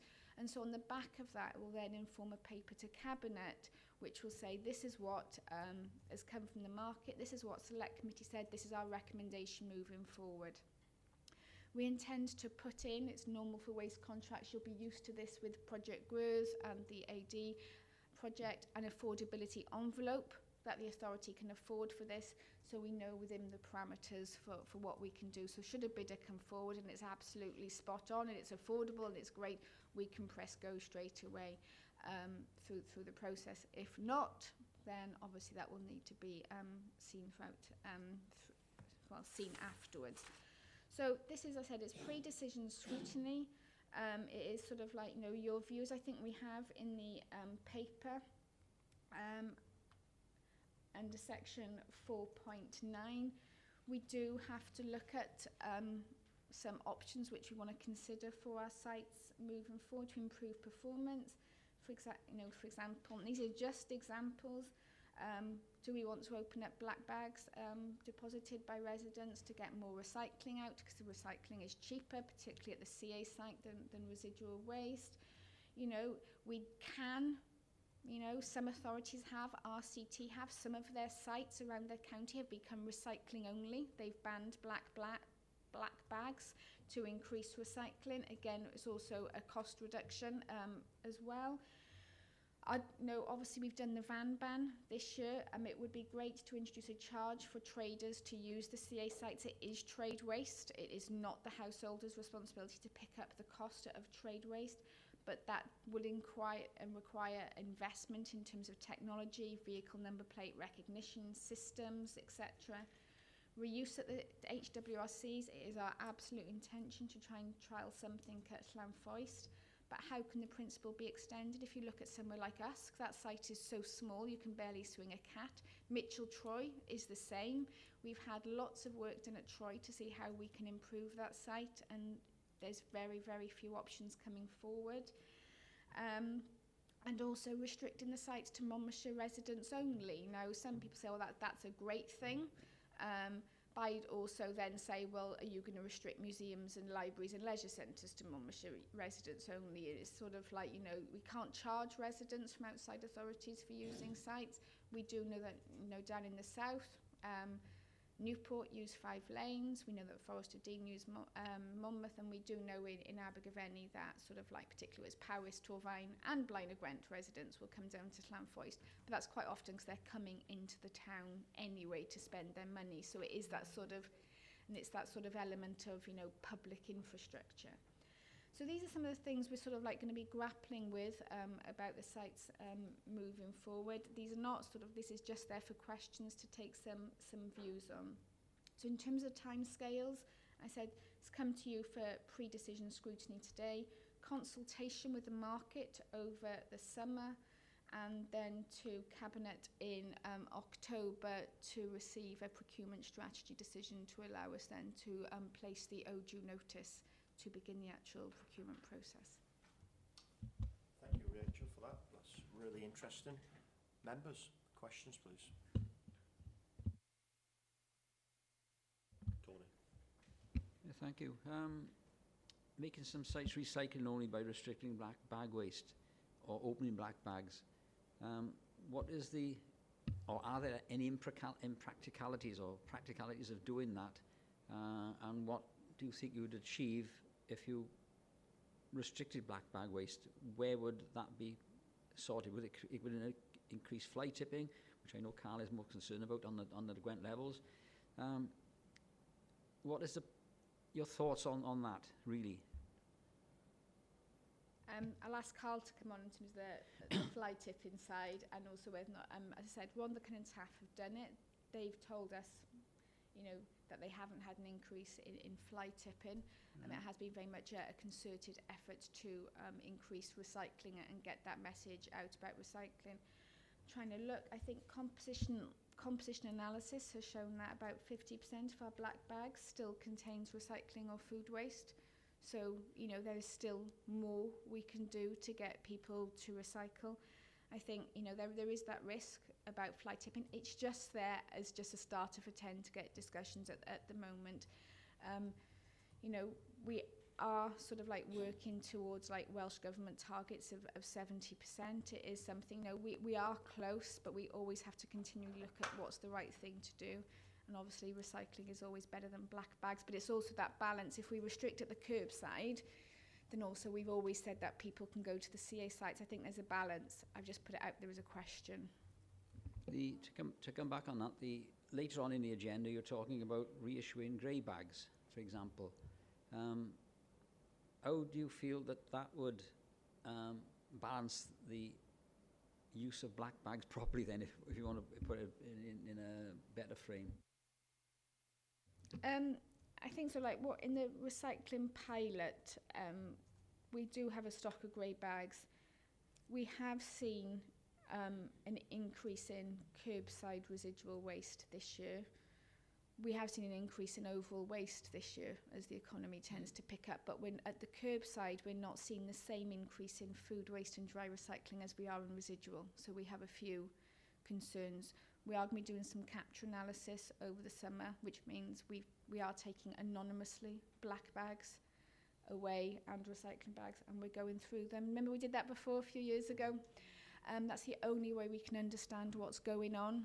So that work is actually going on at the moment. I'll ask Carl to comment on the fly tipping.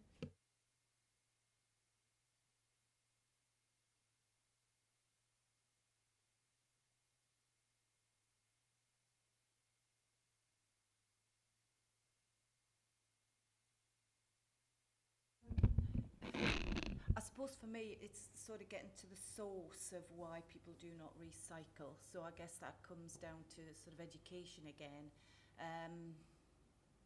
And I know that if you go online, there's all the information there, but it means that people have to search to get that information. And we're trying to get to those people who aren't proactively recycling for one reason or another.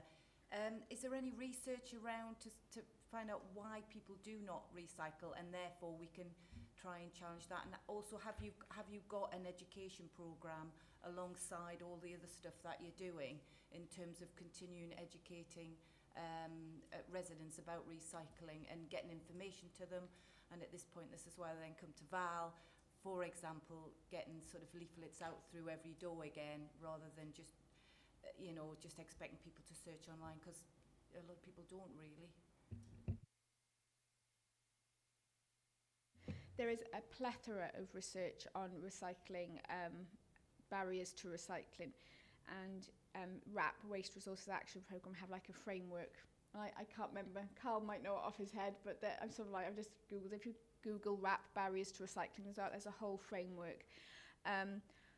I would say that sort of like on any behaviour change, you get your early adopters, you get those who then adopt, when it becomes the norm, and then you've picked off the low-hanging fruit, you've got those who are wavering, and then you've got those who just don't care. And it's not so much then about education and awareness, that's about barriers. In some of our communities, and I'm looking at Councillor Eason, we do have some areas which just will not engage with the scheme. Their attitude is they don't want to, they can't be bothered. At the moment, we don't have a proactive behaviour change campaign at the moment, because we've got, in terms of full-time staff equivalent, 2.5 education officers to cover 41,000 households. So their time is spent actually in those communities working with local members, housing associations, volunteer groups, constantly doorstepping and leafleting. So we're actually targeting our communications. Actually, there's no point to do a leaflet drop to 41,000 households if 30,000 are recycling. So, because they'll be like, don't preach to the converted. So most of our work is focused now on those hard to reach areas where people aren't engaging in the programme. And sometimes it is just their lives are too busy, they don't see the need, they don't see the point. And when they're spoken to on an individual level and it's sort of like made relevant to them, they sort of like can come on board. But it is, it can be incredibly difficult. But I've got to say, Monmouth is incredibly lucky because demographics is a proven link to recycling. And so we have, our residents are absolutely superb. That the majority, I wouldn't want it to be tarnished that it's the majority by any means. It really isn't. May I say though, I think what we have in place at the moment, and it does boil down to your statement and your question, Councillor Blakeburn, is if we make it easy for our constituents to recycle and keep it as simple as possible, people buy in. It's when it gets difficult, and I think you said the words there, Rachel, that it's getting to buy in. If it's too difficult a process, they actually switch off from it. And we did have a run of our bags, let's say, because I had lots of complaints about the quality of our bags, especially the food bags. And the amount of people who actually switched off. The amount of people who actually switched off from carrying out, let's say, the food waste, where the bag had split, go all over the place or whatever, and it is hard to get people then to bring them back on board. So if you change something, you end up changing it, and is it for the better? And sometimes I'm a great believer in, and I won't repeat who keeps telling me to do things, but she says, do this, and I say, do not fix it if it doesn't need fixing, because you may cause problems. And I do feel sometimes perhaps we could tinker around the edges, but the main principle of it, I think we've got right. I think what we need to do is tweak around the edges, but that's my own opinion, and I think where I come from, I think that's the opinion of many people I talk to. But we perhaps cut our noses off to spite ourselves. We perhaps go out to save £10,000 on bags. But at the end of the day, it costs us £10,000 somewhere else. Quality of bags and all these things play a major drive in delivering of what we're after, is that percentage and get the tonnage down. I think the big one for me is the food. Food is going in them bags, and it will always go in them bags. If you want to put plastic in there or the odd bits and pieces in there, you will never stop that. But the food is a major one because it's the weight. It's all to do with weight, Rachel, isn't it, what we're driving here? Don't matter what you do, it's all to do with weight. And if we can get the weight down, it means we're succeeding. But the weight is food for me. Yeah, I mean, you could have 20 carry bags full of tin cans. I suppose, can we have some explanation on the quality of said bags? Because I do know that residents in my area are double bagging. Okay, I think that's where we are. I know we are drifting away from. I think what's happened is the report, Rachel. What you've done is with your report, you've actually put us into something we feel really strong about talking about. But the main principle of this is about the CA sites, and I want to get to that because we can probably have that debate in the next document. I think we'll have that debate in the next document, and I've drifted off as well. But I think it's important. You know the feelings here.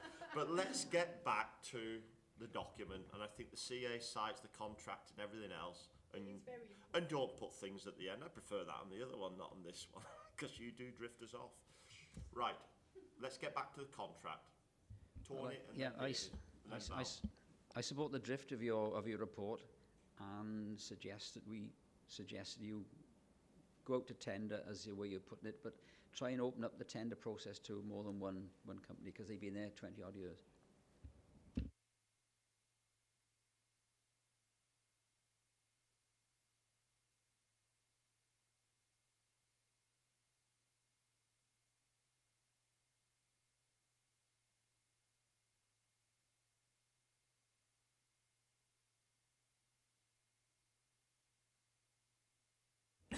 It's the amount that's going through the collection centres. You mentioned with Monmouth and us them being very small, and indeed they are in those locations, and I can understand why you're not getting the figures. But how much are we missing because those two sites are too small? If you see what I mean.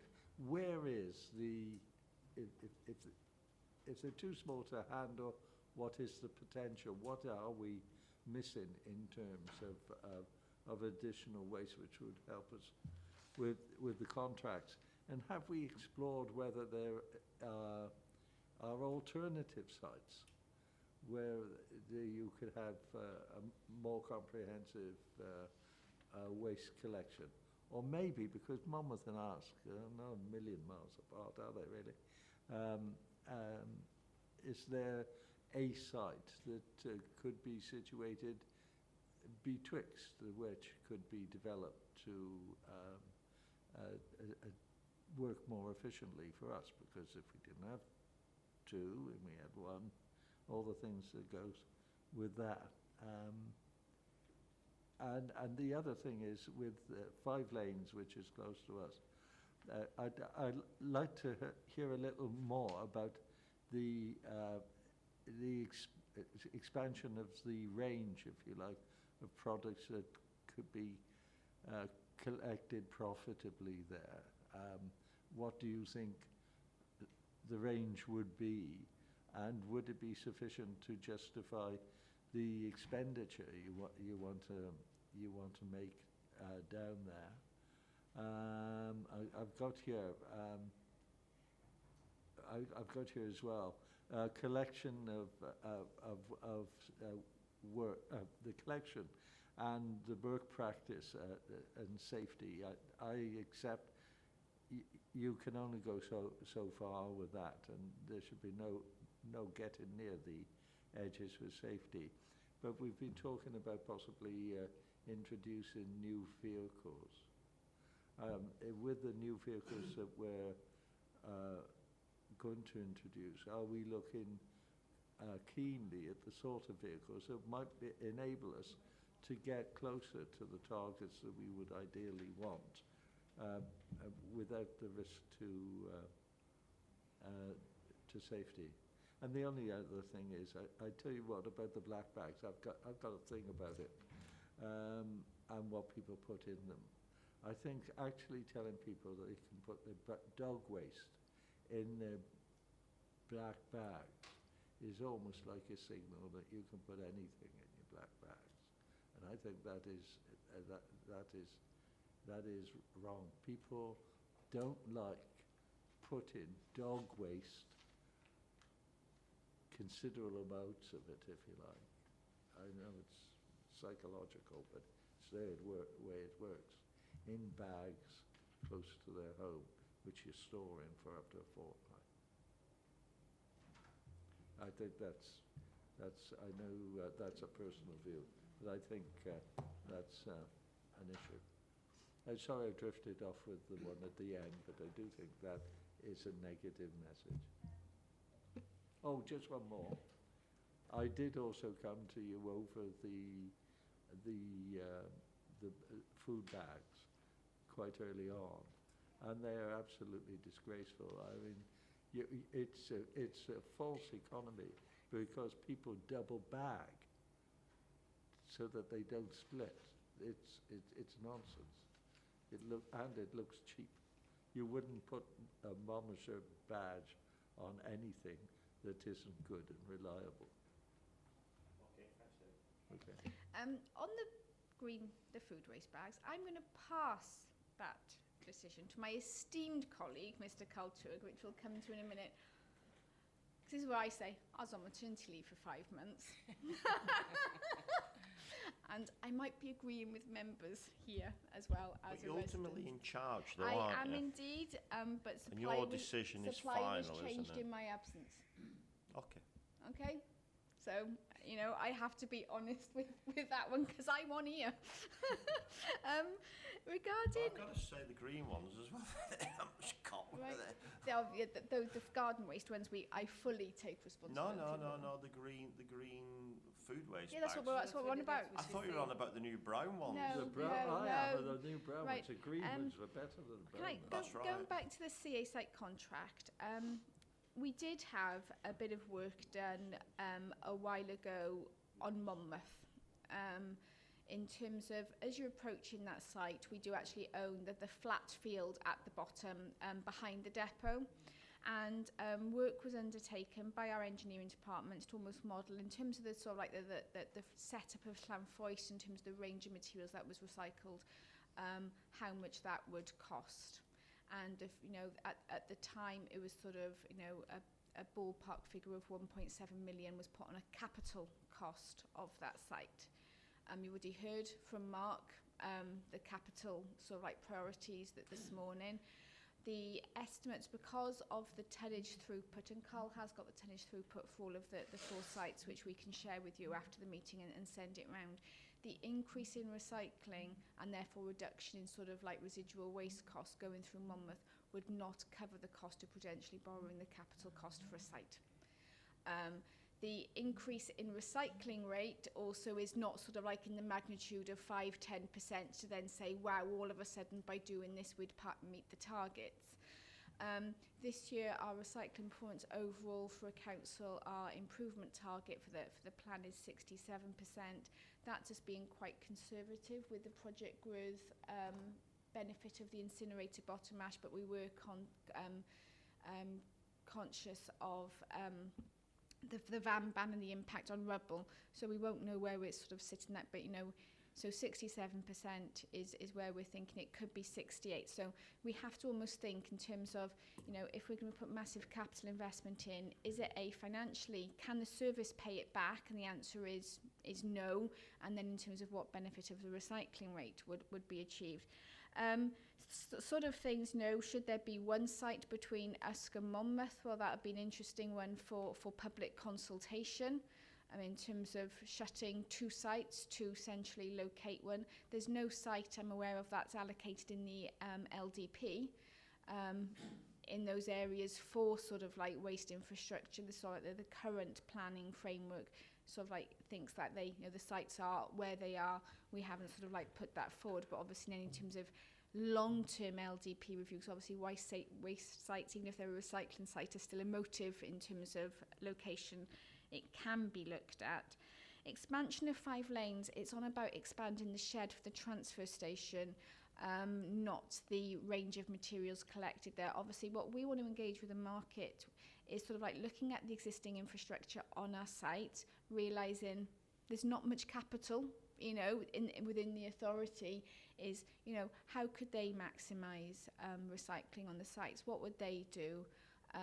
To sort of like increase. So that's the conversation we want to have with the market over the summer to help them frame the contract. We wouldn't, for example, want to say, right, Monmouth, you have to achieve a recycling rate at 60% on new bidders, and if you don't, you'll be penalised, because that'll just lead to perverse incentives and then a difficult contractual relationship. So this is sort of like, so I don't, you know, if I was to be a betting person for the next 7 years, given sort of like the cost of running the sites, the amount of capital available, I can't see massive investment or change currently, unless something, you know, somebody from the market is able to offer us something fantastic which we haven't seen elsewhere, or come forward, because I said we are in quite a good position with our performance as a county overall. Regarding the vehicles, I think we'll come on to that later, if that's okay with the recycling review. I said in food waste bags. Carl. So can I just go back to what you just said there, Rachel, about the investment and trying to achieve the targets? Have we said we're about 3% away from actually tipping the 70, which is what we're driving for, by when? 2025. 2025? Is that right across, that's to domestic recycling as well as, or curbside recycling as well as sites? Yeah, everything. So what did you say? 2025. 25. So we've got quite a number of years then, and this actually drives up to it. And if we actually, this is my own view personally, if we tweak what we're doing and just have a little tinkering here and tinkering there and work on the education side of it and just do a bit here, we actually probably not going to be too far away there. If you invest £4-5 million on these sites overall, because I've got all the data crushing here of exactly what goes in and out from there, and I've got to say Troy was taking a lot more CA residual than what it was, well, than what it is now, by nearly 1,000 tonne. So I think if you spend a massive amount of investment in them sites, are we going to gain that 3 or 4% extra to get where we want to get? Or is it that we invest a small amount of money in tinkering what we all already have? Could I add to what yeah, of course you can. The other thing, of course,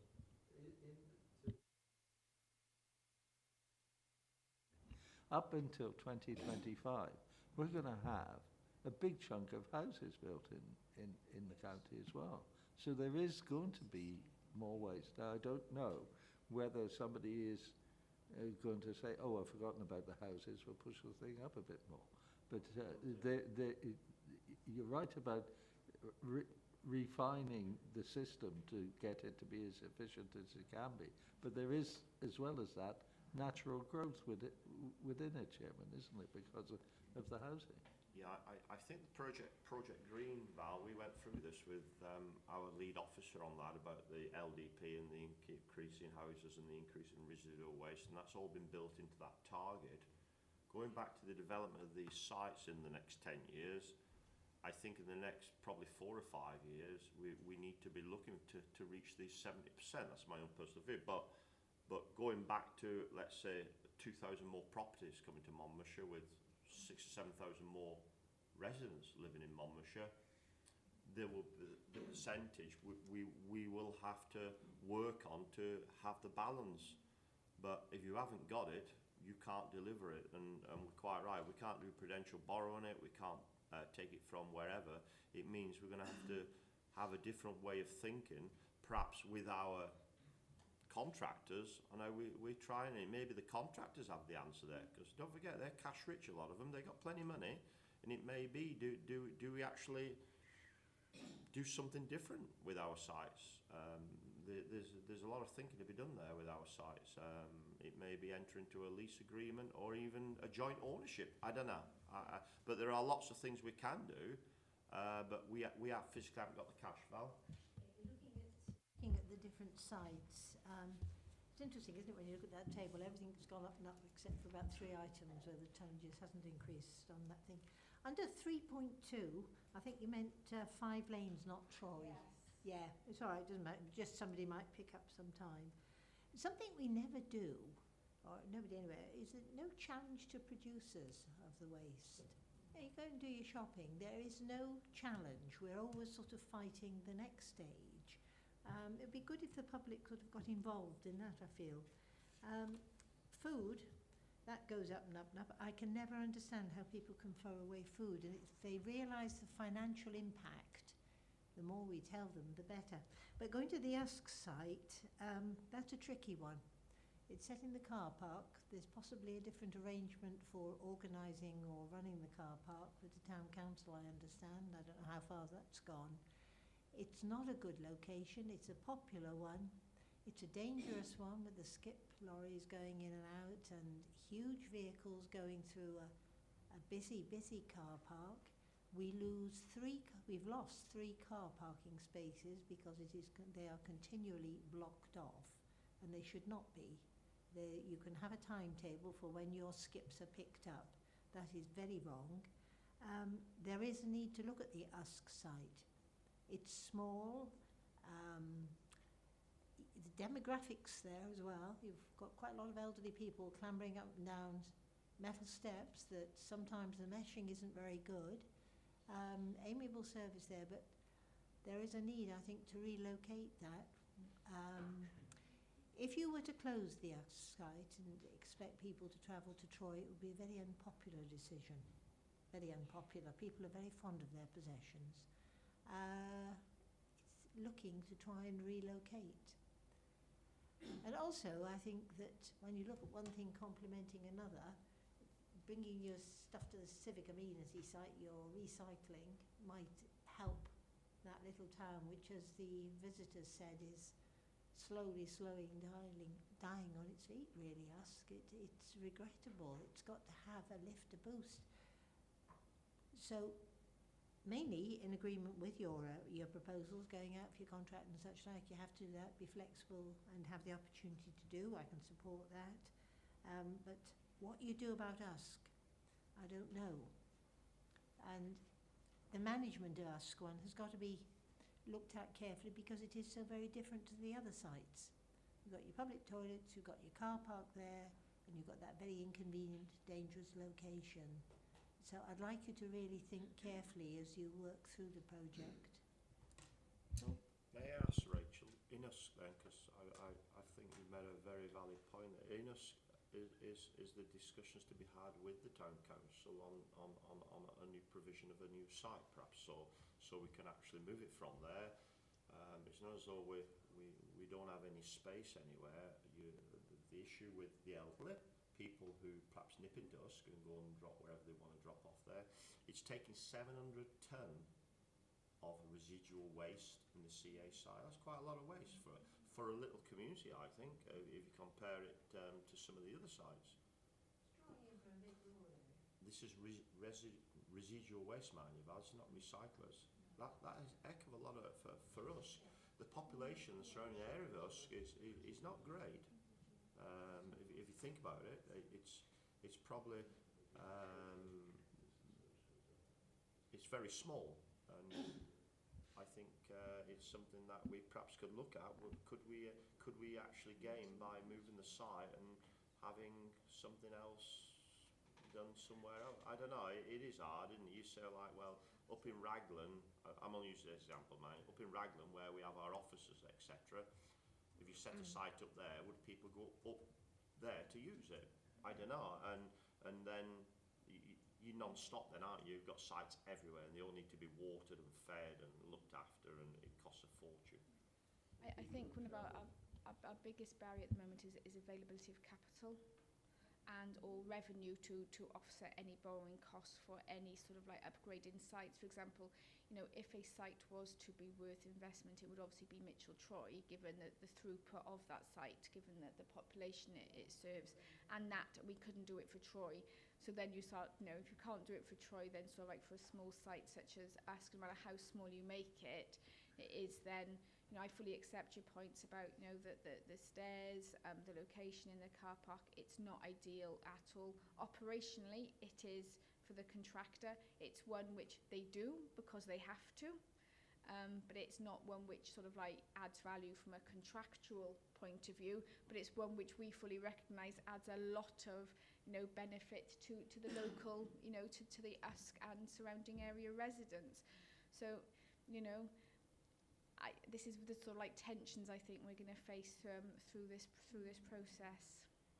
If you actually look at that site, all you can say it's a row of skips on a slab of concrete, and you really do think, well, why has it got to be so expensive to have another pad of concrete and then skip somewhere else?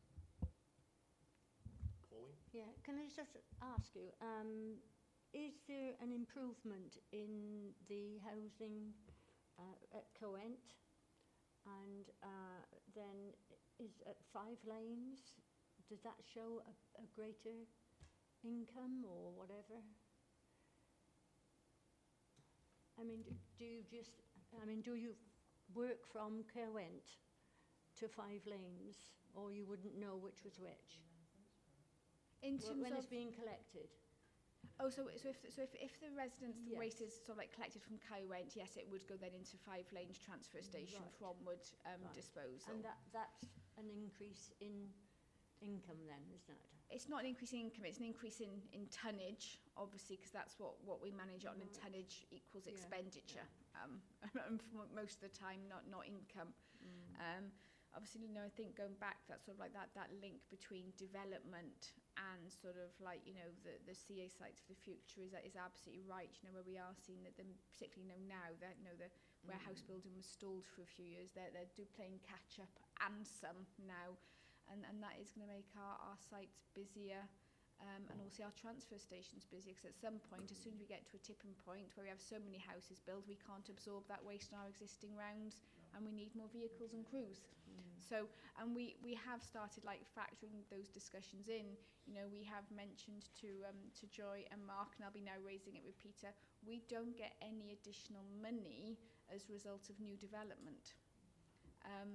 It's not something which is a section 106, because it's not infrastructure, but it obviously does have a major revenue implication, because for every household you are talking an extra tonne of waste per year.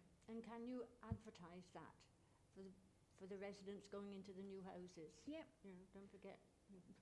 Yeah. We have mentioned, Big man, bang. within the LDP process and all these processes that we go through, actually, if we start increasing things, surely somebody's got to have a levy put on to pay for it, and nothing's been introduced. So I don't know whether you can introduce on every planning application, and I'm only thinking outside the box, could you introduce an environmental levy 106 or something like that, where legislation would allow you as an authority authority to let's say, use some monies for capital improvements within that area, like they do on recreation or. I think actually on the community infrastructure levy, you'll actually see there's a list. I think Mark has taken it through committee processes. That actually you will see that there is one down from for Troy for Monmouth CA site, a figure of 2 million on the community infrastructure levy list of. It's almost the wish list of where sort of like, you know, resources can be pulled to fund infrastructure. I think what we have to look at is where is all that infrastructure going, what is the need moving forward. You know, my gut instinct is Llanfoist is a good site. That doesn't need, you know, in terms of a householder perception, too much investment. It's always needs improvements, but it is a good site. 5 lanes, it's okay. But if I was designing a CA site, that's not how I would have designed one, straight up onto a ramp, and you've got all that lovely open space, and it does sort of like where it is, does constrain what we can do with the transfer station. But again, you know, it does come down to money, performance, capital availability moving forward. I think, you know, members have quite rightly picked up the big one is Usk. And what we could feasibly do with that, and to allow residents to continue to dispose of their waste moving forward. You know, but you know, we'll have that conversation. The other thing which we thought about as well is during our budget setting process, and I'm only using when you do go abroad or you go on holiday, actually you book into some of these places, and they will charge you an environmental charge on your bill of your hotel bill or whatever, wherever. Go on campsites in Europe, they charge an environmental levy. It may be something, and I'm sure people, in Monmouthshire, we are very considerate people in Monmouthshire, and I'm sure to deliver the best for what we want, I'm sure people wouldn't mind paying an extra £5 or £10 on their rates to actually deliver something they feel passionate about. And there are all sorts you could do to try and raise some kinds of finances to deliver what we're talking about here. I'm not saying that is the way forward, but there are ways of generating. As long as it went for that, I don't think people will mind. But it's something that we need to consider. Well, I had in mind estate agents as they were buying the new houses in Cowent. If you could just inform them where they have to do and what colour their bag is and such. And I mean, because that was a big estate. I don't know how many houses there. With new developments, obviously we do tend to engage with the site manager for when new residents are moving in. We do obviously have sometimes when people move in when estates are still being built, so we won't go take our trucks in because it's not safe to operate or go into a building site, so we tend to engage with the residents on that basis. Unfortunately, current law doesn't allow us to put on an environmental levy, but we were actually with Welsh Government officials last week, and the Minister has asked for a paper from officials on sort of like, you know, ideas for a future waste legislative programme. Waste is devolved to Welsh Government, and so these were sort of some of the things we were talking about. For example, you know, with the ever-growing pressures on social care and council budgets, we were talking about we need to find innovative ways of funding waste within Wales. Things such as producer responsibility were discussed. We met with Keep Wales Tidy, who are proposing to pilot a deposit return scheme, the officer group from within Wales, which I actually chair. We've supported that. It doesn't have Welsh Government support. It doesn't? No. Particularly officer support. But it didn't. It may now. Hopefully, because you know, because we actually said to them, you know, we know our members would absolutely love to see the return of deposit return schemes, and actually how the technicalities in the detail, you know, but the principle is, you know, it's got to be complementary infrastructure to the council infrastructure. It's got to work together. It's got to support our target achievement, because what you do potentially, you know, it could actually contradict if you don't do it right. So there is all these discussions going on at the moment. There is a lot of voluntary agreements at a UK level on producer responsibility. It's called Courtauld, where sort of like The big companies, you know, manufacturers, reprocessors and supermarkets are working together to sort of like lightweight products, but that is linked to life cycle assessment thinking, not just waste. So that's why you'll see, you know, dog and cat food now is in pouches which can't be recycled because it's lighter and the whole carbon footprint is still better than the steel and the aluminium can production process. So some of it's benefits to us, some of it isn't. I think, you know, depending on what happens with sort of like EU negotiations and where Welsh Government go with regarding their waste agenda, you know, we might see more coming out from producer responsibility because that has normally been led at a UK level. And it depends on obviously ministerial appetite for doing something different. They did it with carrier bags. So, you know, I think we just have to wait to see over the course, I'd say, of the next year or two with the ministers thinking on some of these things. I can, Chairman. I put a motion to council about returnables and I got laughed out. Well, that didn't matter. But it's not only Welsh Government that, not Welsh Government, this has been raised here, it was raised somewhere else as well. But interesting, the dog and cat food one, if you want to fill your pot of coffee, it is more expensive if you do it with a refillable thing than buying it in its glass pot. It's like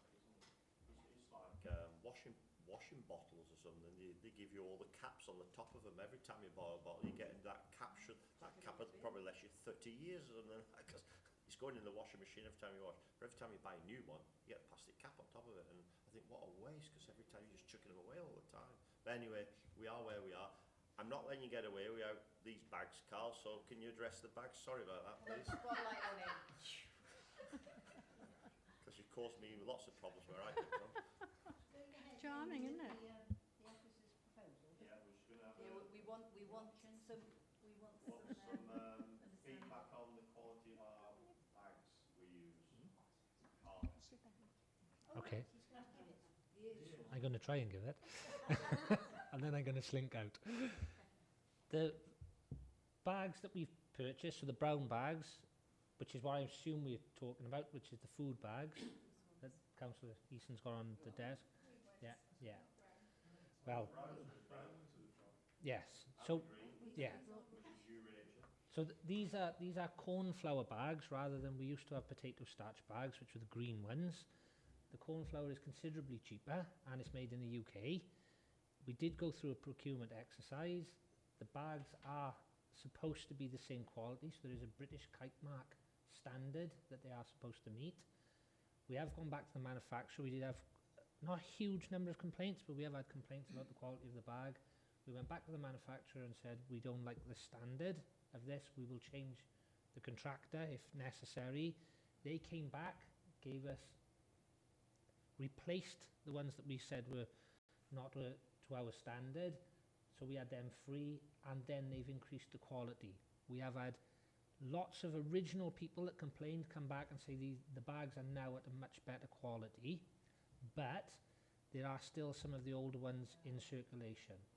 So when we've given out the brand new bags, people have come back and said, thank you, they are a much better quality now.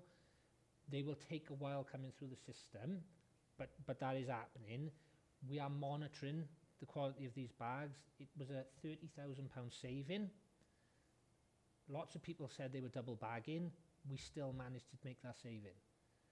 So although people are saying that there's an element of double bagging going on, we now have a better quality coming through, and we have managed to make that saving. If we want to go back to green bags, because this is a running joke at officer level as well, that I'm the person to blame for this, which is why everyone laughed. You know, we are quite happy to go back to the green bags, but I would like to see these new ones come through the system, see if we're still receiving them levels of complaints, and if possible, make the £30,000 saving.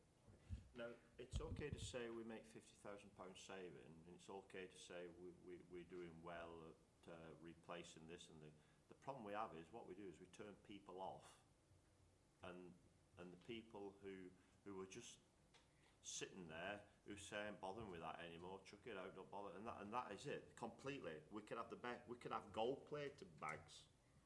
They won't do it then, and that's the problem we seem to be up against as councillors and it is difficult then, because they moan at you and then you find they've totally switched off, and then they switch off from that, and then they switch off from something else. And we have to be really careful in making changes. If we're going to make changes, it has to be, or the manufacturer is give us a credit note on that, and he's actually improved his bags. That ain't good enough for me, or for a lot of us, because that should never happen. It should be, we're having the best and we will have the best. If we're going to have it to make savings, for me, it's really difficult to try and someday. Food is our problem. There's no doubt about it. The weight in them bags, the tonnage or whatever, it's food, it is. It's got to be. Plastic cans, plastic bottles, plastic whatever, they don't weigh anything. Them bag of food, when you lift them out your caddy, they're probably as heavy as a lot of things that we're trying to recycle. Could be 30 or 40 tin cans. They're as heavy as lots and lots. And that is the problem. And if we don't work on that, we keep moving it around, we have a problem. And we want the tonnage to stop going residual, we do. And I think you'll find that food is a major player. We sat in them reviews, didn't we, Val? And we went through all that paperwork, and food came out. It was, we have to work on it. So we didn't know about that as members either, and we changed things, and all of a sudden then it hasn't worked. We went to Brown, we've had a word with the manufacturer, may have it right now, but how many people have we turned off? Probably quite a lot. Chairman, can I ask, because talking about those food things, the food that people throw away, is it the volume of edible food, or is it the green stuff that could be going into composting? You know, have we ever looked at the, well, I presume you have at the analysis, charming, of what is it's actually food, or else it's your peelings, your rotting potato, whatever? It's the boxes, isn't it, they put out? I know my next door neighbour, they put one out every week. A food box, which they haven't wanted to eat. Or maybe bones, I don't know. Lamb or whatever it might have had.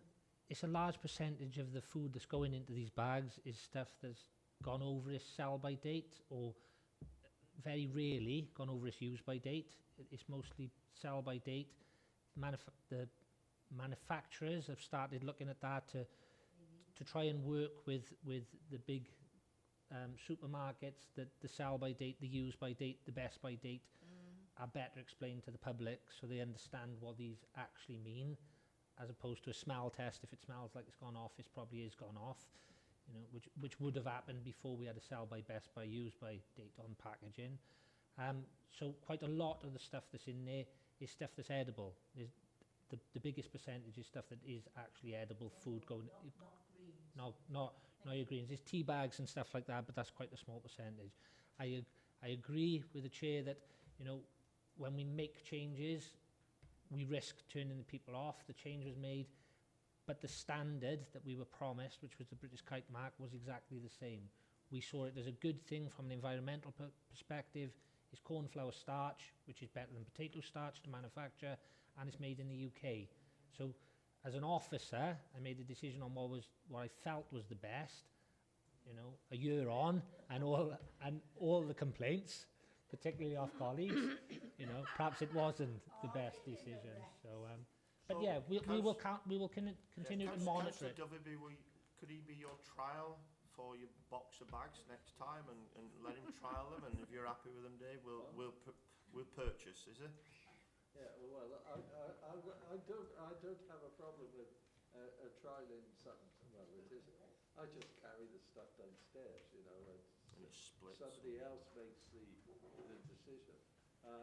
But there should be a trial. I accept what you say, but at the end of the day, the end user is the important trial. You can do whatever you like in terms of brand or whatever, but it's whether it works with the person who's got to do it. The average lady who's got a couple of kids and there's all the stuff she needs to put in her bag, the next time it breaks and she's got a ton of stuff on a draining board or on the floor, and she's going to clean that up, and the kids still screaming or whatever, or they she's trying to get out to pick somebody up at school or what. Because those are real life situations. As the chairman said, that is finished it for her. She won't do it again. She'll just take the simple, easy route and sling it in the biggest, thickest thing that she can have. So it needs to be trialled. When we do that, it needs to be trialled. Can I invite members, seems like you're also fascinated about what people throw away. I said we are going to be going through black bags and the recycling bags over the next few weeks. If you want to come and see what our residents are doing, can you liaise with Carl so that he can sort of like, you can come up to the transfer station and you can actually, see what is going on. It is always quite interesting to see what residents are doing. Yeah, it's smelly, but it's waste. So, okay, just that invite. Okay, but contact Carl. Could I just say, I would say growing practice around Chepstow, and you see it, is people stopping their cars by a litter bin and offloading waste from their car into roadside bins. And, I don't know what's driving that. Is it people just being pig-headed, idle, whatever? But that, I see a lot of that happening, which is strange. I don't know what could cause them to want to do that. Val, and then we'll move on. Very briefly, it's when they fill their old bins up and they go and empty it else somewhere, or put it in a ditch in Glascoed, isn't it? Bullet point 4. Yes, I would like to see that brought forward. That's looking at recycling stuff, sort of flogging it on as they do at Torfine. They've got the space, they've got a superb facility there. It's so complicated, but they've spent enormous amounts of money in Torfine, whatever. That's quite convenient for me to use, actually. But no, I would like to see the reuse of articles again, because it's dreadful that what is wasted. Okay, right. I've got one last question. I see nothing here for accommodating purple and red sacks at our amenity site. I know we withdrew it some years ago, for whatever reason. I remember a previous councillor who was sitting on this committee brought that up, and I brought it up as well, because I thought it was, for me, for many constituents where I come from, said how great that was to nip down there and chuck the bags in. They're there anyway, dropping the green waste off, they can chuck the bags in. I don't see that on your list of looking to continue that or move it on. Could you explain the reasons why, and could we investigate it even further, or is that going to be even talked about and discussed? Thank you, Chair. It is something we did try to do at this, I suppose, committee's request, particularly in Llanfoist and Five Lanes, when people can see the shed full of the bags. They think it was absolutely fine. So we did put provision at all the sites for residents to be able to bring red and purple bags down to site. The analysis coming forward from those bags was that it was being used as an additional refuse skip, even though people were putting red and purple bags in. What we also found was a large proportion of those bags coming in were ones we'd stickered at the curbside because they were contaminated. So when and it's not all residents, but it was a significant proportion of those residents, when they were coming onto site, they were being engaged with, what's in those sites, do you want, what's in those bags, do you want to open them up and shed the materials out, particularly if the crews and the staff at the sites could see that they'd been stickered. Obviously, we don't want that then going into the shed, because more contamination on red and purple bags means increased costs, which means less recycling rate. We then put on feedback from Viridor, who found that, unfortunately, members of the public were being very abusive and aggressive and weren't sort of like working with us. We then put our education officers on the site to engage with them, and they had the same response as well. In fact, they had threatening, abusive behaviour. We then had to make a decision in terms of the quantities coming through the sites, which was very small, but also the amount of sort of like time and effort. Am I going to put one of my 50% of our education provision on a CA site at all times to monitor those bags coming through? Wasn't best use of time. It is something we'd like to do. I think what we need to do is look at how we engage the residents on how that service is to be made available and what we expect from them. I don't think we can go back to the old system, because it was just not feasible in terms of the resources it needed to police what was coming through. That's a fine answer. I mean, all it is we have people who've spoiled it for something which actually could be workable, and it is a shame when you go down there to do your business, take your recyclables down there, your green waste or wherever you're taking down there, you can drop your red and purple sacks off, save them hanging round. If you're going on holiday or whatever you're doing. So we're looking at something else we'll see. Okay. Right, we're okay to move with this report, yeah? Okay. Implement the next stage of your report, okay? Thank you. Can I have a show of hands for that, please? Are we still there? Yeah. Thank you. Right, I'm going to have a 5-minute break and I'll bring you back in at 1:45. Is that all right? Could I just say, Chairman, as always, Rachel really does have it at her fingertips, and she is always good. I do like her passing the can though. I meant the bag.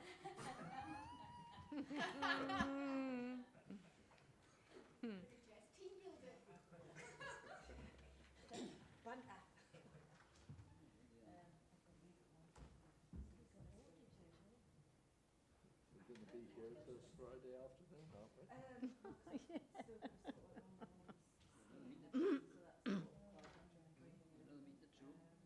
Who's that? Oh, good for you.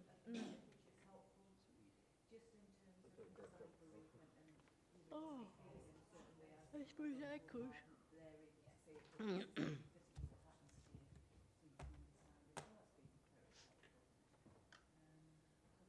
Where do I see him? It's based in Raglan. This one? Oh yeah, not him. Oh, don't want him. Carl's based in Raglan. Oh right, it's just I've seen his face. No. What? They're okay. They're not too bad. Mm. They're really old ones. They got handles. Oh, they're decomposing because they're so old. Yeah. Yeah, that's that one. Because we haven't had handles for. Who put them there? No, that's so enough. they just degrade. Yeah. When you want. They're just old. Coent one, I had to go over Coent and leave some stuff that I didn't want there anymore. What the hell was it? Forgotten now. Bagged up. And there was hardly anybody over there over the weekend. And usually the weekend is busy, isn't it? Oh, maybe. I hadn't thought about that. Yeah. Do you live in Caldecott or something? I've seen you before. But it's always been in Don't know your where. head, even for the last Perhaps. few years, it's always been. No.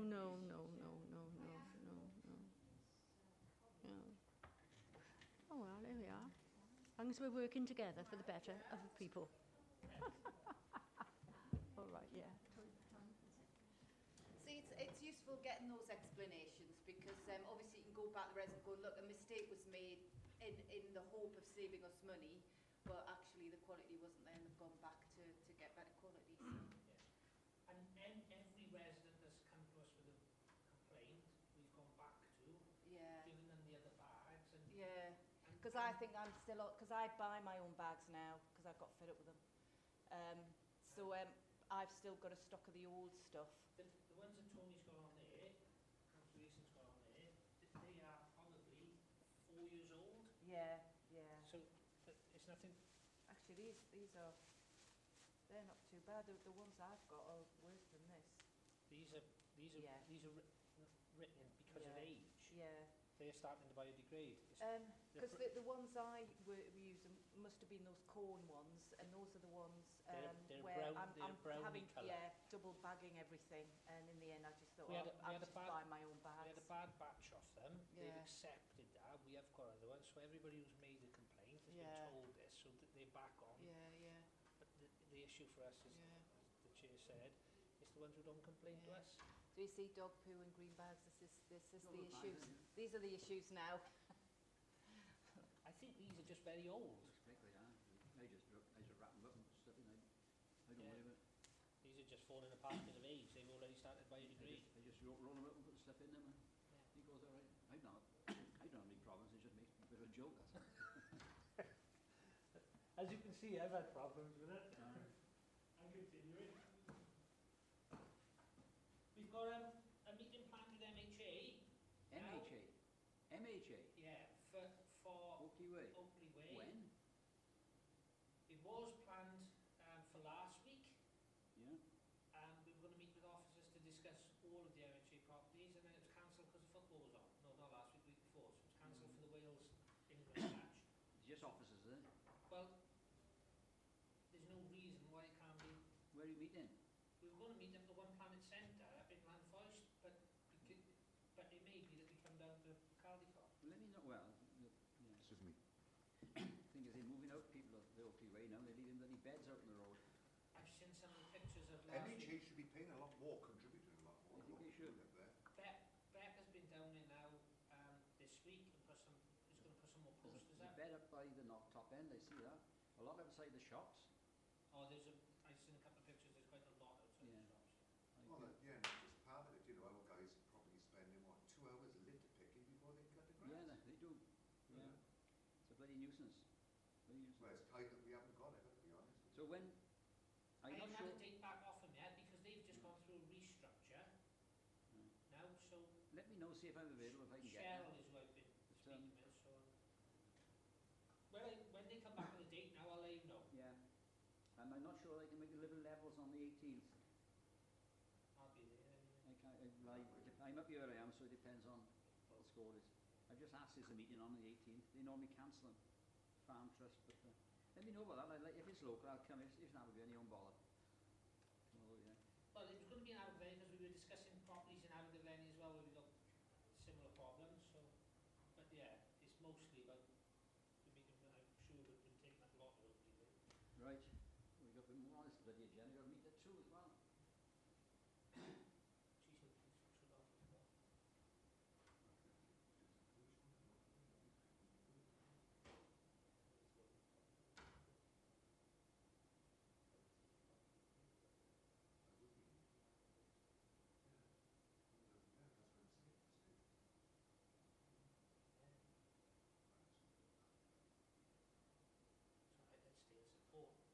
What is the unit of future generations? That's just 3 of you two, you know what I mean? You handled it very well, sir. You're the future generation. What does it mean to me? It's law reporter. What? It is the future generation, isn't it? It's an act. What are the 7 principles? Can you remember? No, don't worry about it. No, it's fine. No, don't worry. It's Sustainability. well-being, economic, biodiversity, resilient Wales, language. What do you want? Eh? No, just something swimming around in my head at the minute, that's all.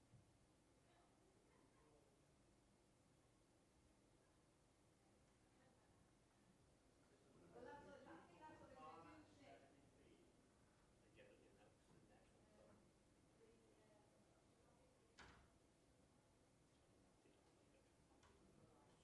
We all back right now?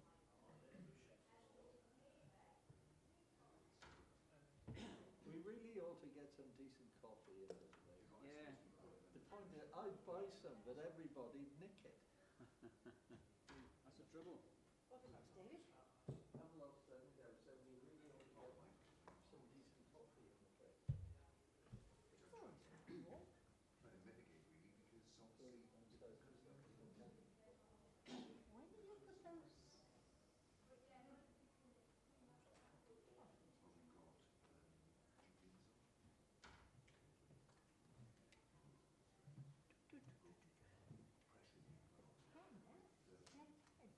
are you proposing to open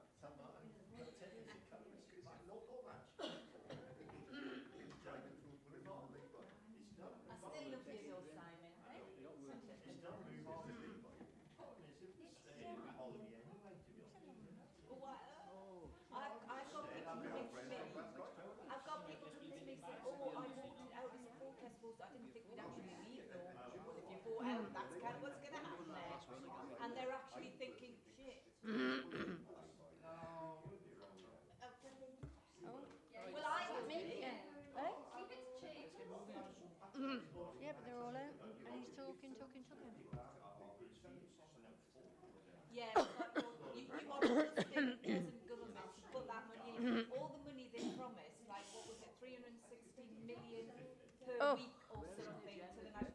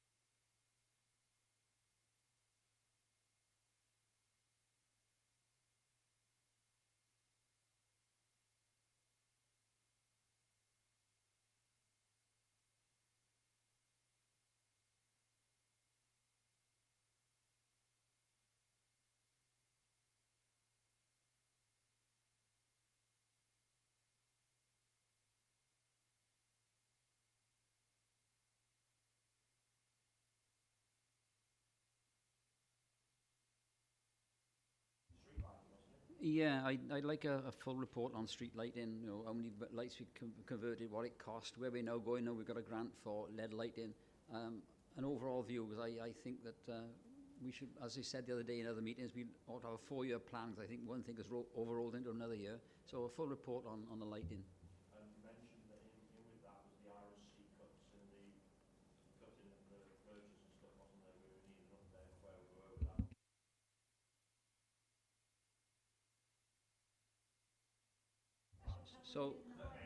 So to recap my question, how many lights have we got? How many do we convert? What it costs to convert them?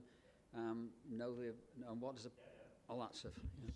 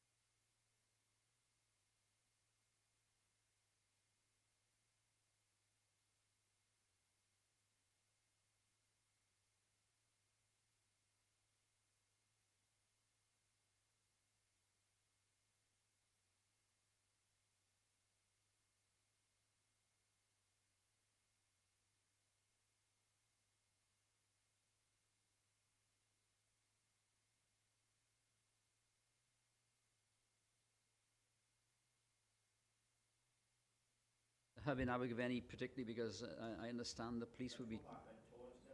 Yeah, we need to watch that one on Cabinet when it comes to us, because I understand that the police are going to take over part of the hub in Abergavenny, or maybe the fire station, things like that, because they're going to do some closure of the police station. That's provision of community hub in Abergavenny. Well, that's next week. Yeah, we need to keep an eye on that. That's all. Did that come on the agenda then? Well, I don't know. But, Okay, so that's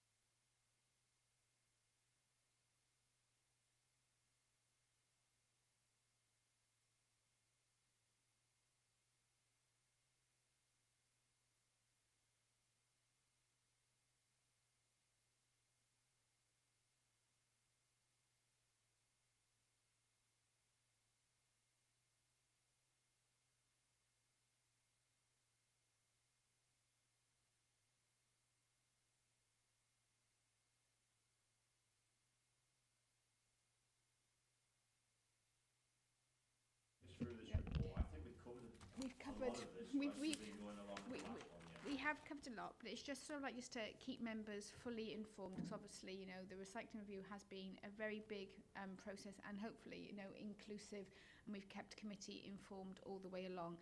The last, you know, we came to you, it was prior to Cabinet, where we agreed we'd go out to do a pilot to separate glass. There was a few things which still need to be refined during that process, so it's just to give you an update so that you're ready for the pilot, and also then ready, particularly in January, to receive a report on sort of like the recommendations moving forward. So I'm not going to go into the whole background, because we've probably exhausted that the last few times discussing this. So attached to the report were some maps which shows the proposed areas where the pilot will take place. We are talking about 5,500 householders being engaged with, where they will be asked to place glass out separately. So glass will not be collected in their purple bags. All of the pilot is in the north of the the county area around Abergavenny. It is in Gilwan, and yeah, going up into the rural areas. It's also in the town as well, in terms of particularly the small terrace streets around by the libraries. So we are fully understanding the impact of what the new type of lorry can potentially do. We were asked by committee to look to explore the receptacle to be used for collecting glass. The preference was for a plastic bag. That is not possible. We had to engage with the market on how they wanted to receive glass at the best possible price for us and operationally efficient, etc.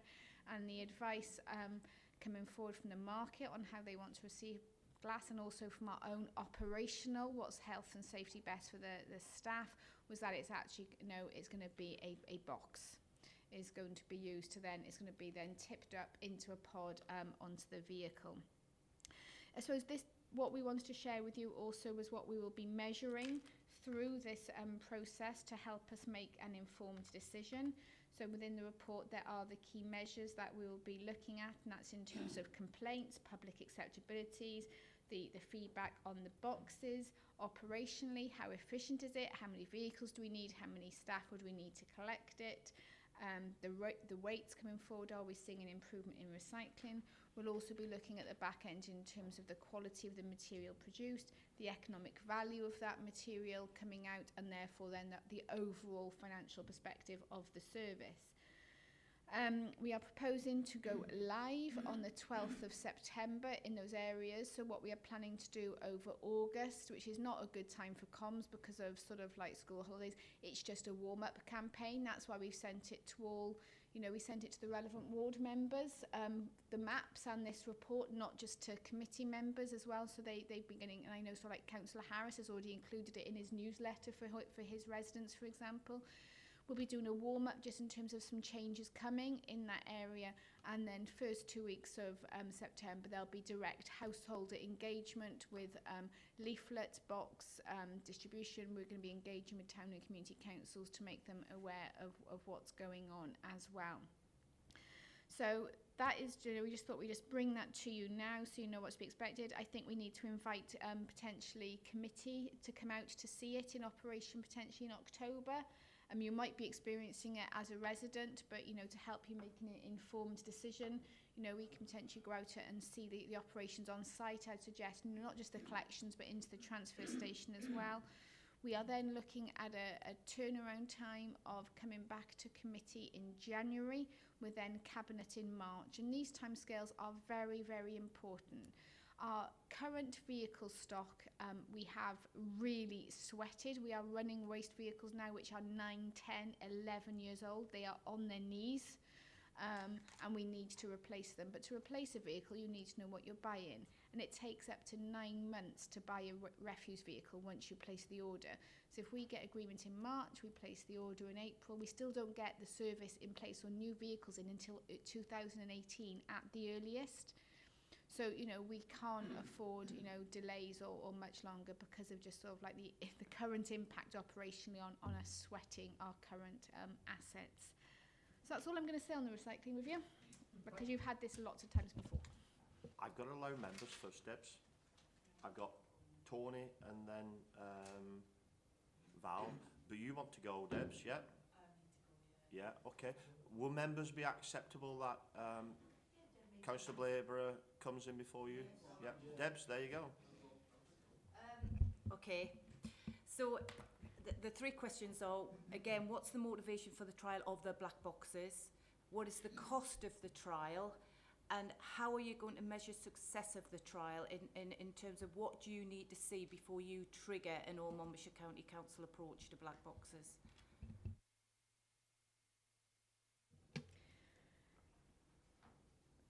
Right, I'm trying to think. A county-wide, I'm trying to look at, I'm sorry, Carl's had to go to a meeting and he's got his fingers on the boxes. The cost of the boxes, and we're going for green boxes because it's the corporate, you know, it's the national colour for glass recycling. So it's like a branding and synergy there. I want to say for 5,500 boxes, we are literally, you know, they're only about £1 a box. So we're talking under £10,000. I think we're talking about £30,000 if it was a county-wide rollout. So that is included within this year's budget build, the cost of those boxes. The cost of the trial, we are sort of like using it with existing resources in terms of the manpower. We are factoring in some additional, I think it's 2 loaders in terms of agency cost for that period, and also then some just extra temp staff in the office to field phone calls in the contact centre. So I think we've put in another factor of 30,000, which again is built into this year's budget. So if you remember right, there's a waste pressures mandate, and we actually put these sorts of things in because we know that, you know, to do a pilot properly and to invest in change, you've got to be able to fund it. The measures of success, I said, are referred to. Could you split that up in total then? In total, about £30,000, £40,000. All the extra sort of admin stuff you're talking about and everything. Yeah. The vehicles, we're working with Dennis at the moment. They want to sort of like sell these like split back vehicles with a pod, as they're called. We know obviously authorities are never going to buy a vehicle unless you've tried it. So we're actually working with them, you know, where they'll potentially supply an old chassis for about sort of like, you know, we're talking about £5,000–10,000. That's another £5,000–10,000 on top. They'll put the body on, but then the chassis becomes ours afterwards. So actually, you know, a chassis is that's a pretty good deal for an RCV. Second-hand one.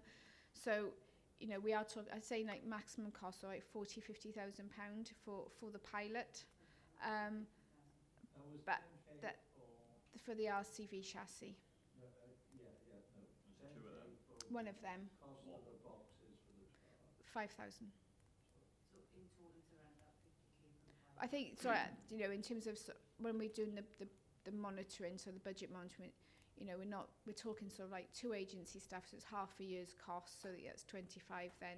So yes, it is an investment. We have built it into this year's budget, but I think if you look at sort of like, you know, if we can half our MRF cost, and that's the gross cost, I should say, because as soon as we take out the glass, we know our MRF cost is going to massively reduce, and we need to once we get those figures through in terms of from CETA, okay, it's only from 5,500 households, but it's still then that glass isn't going to go into the MRF. So there'll be a reduction of tonnage going through the MRF, which then is a reduced payment, because that glass will, you know, separate glass isn't worth a lot, but it's still worth £5 to £10 a tonne, and we're working with Viridor for that to be mixed with their glass at the CA site.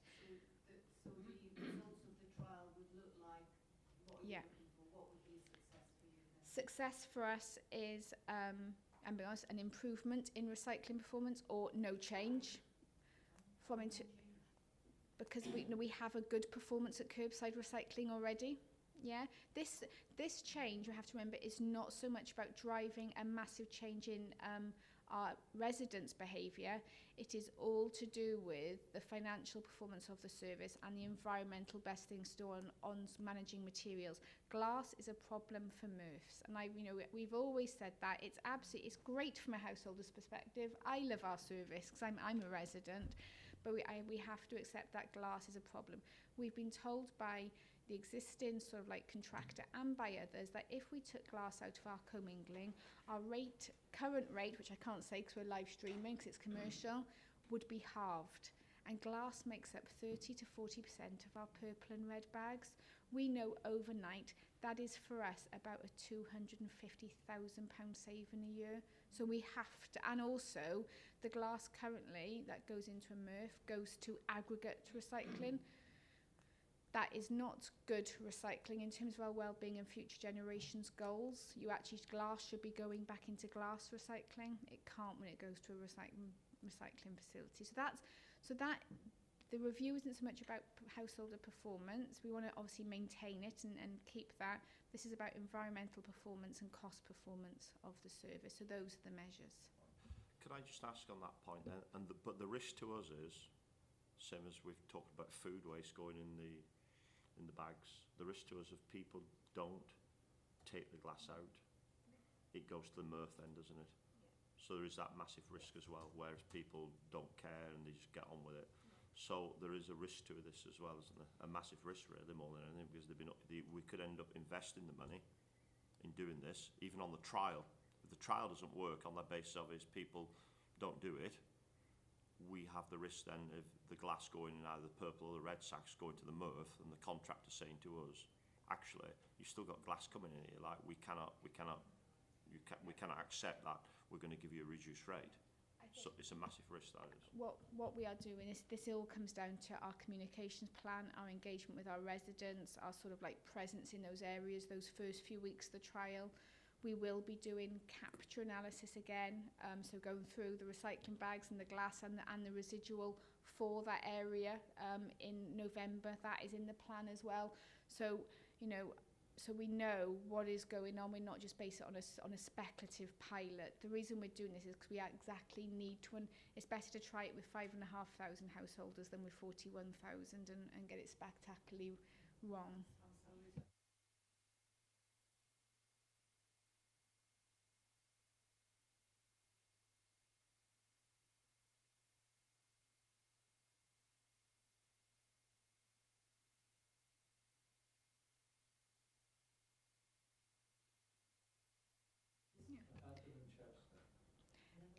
That was a decision in 2009.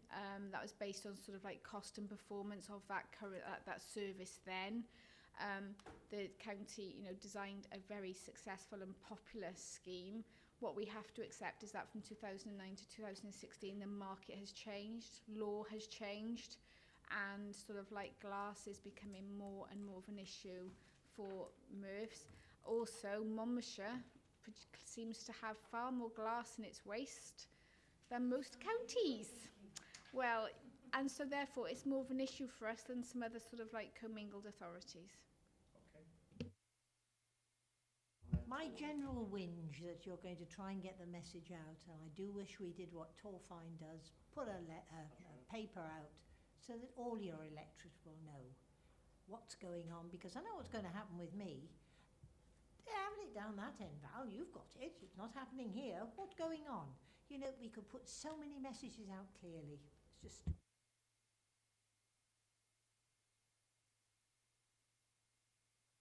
Yeah, thank you.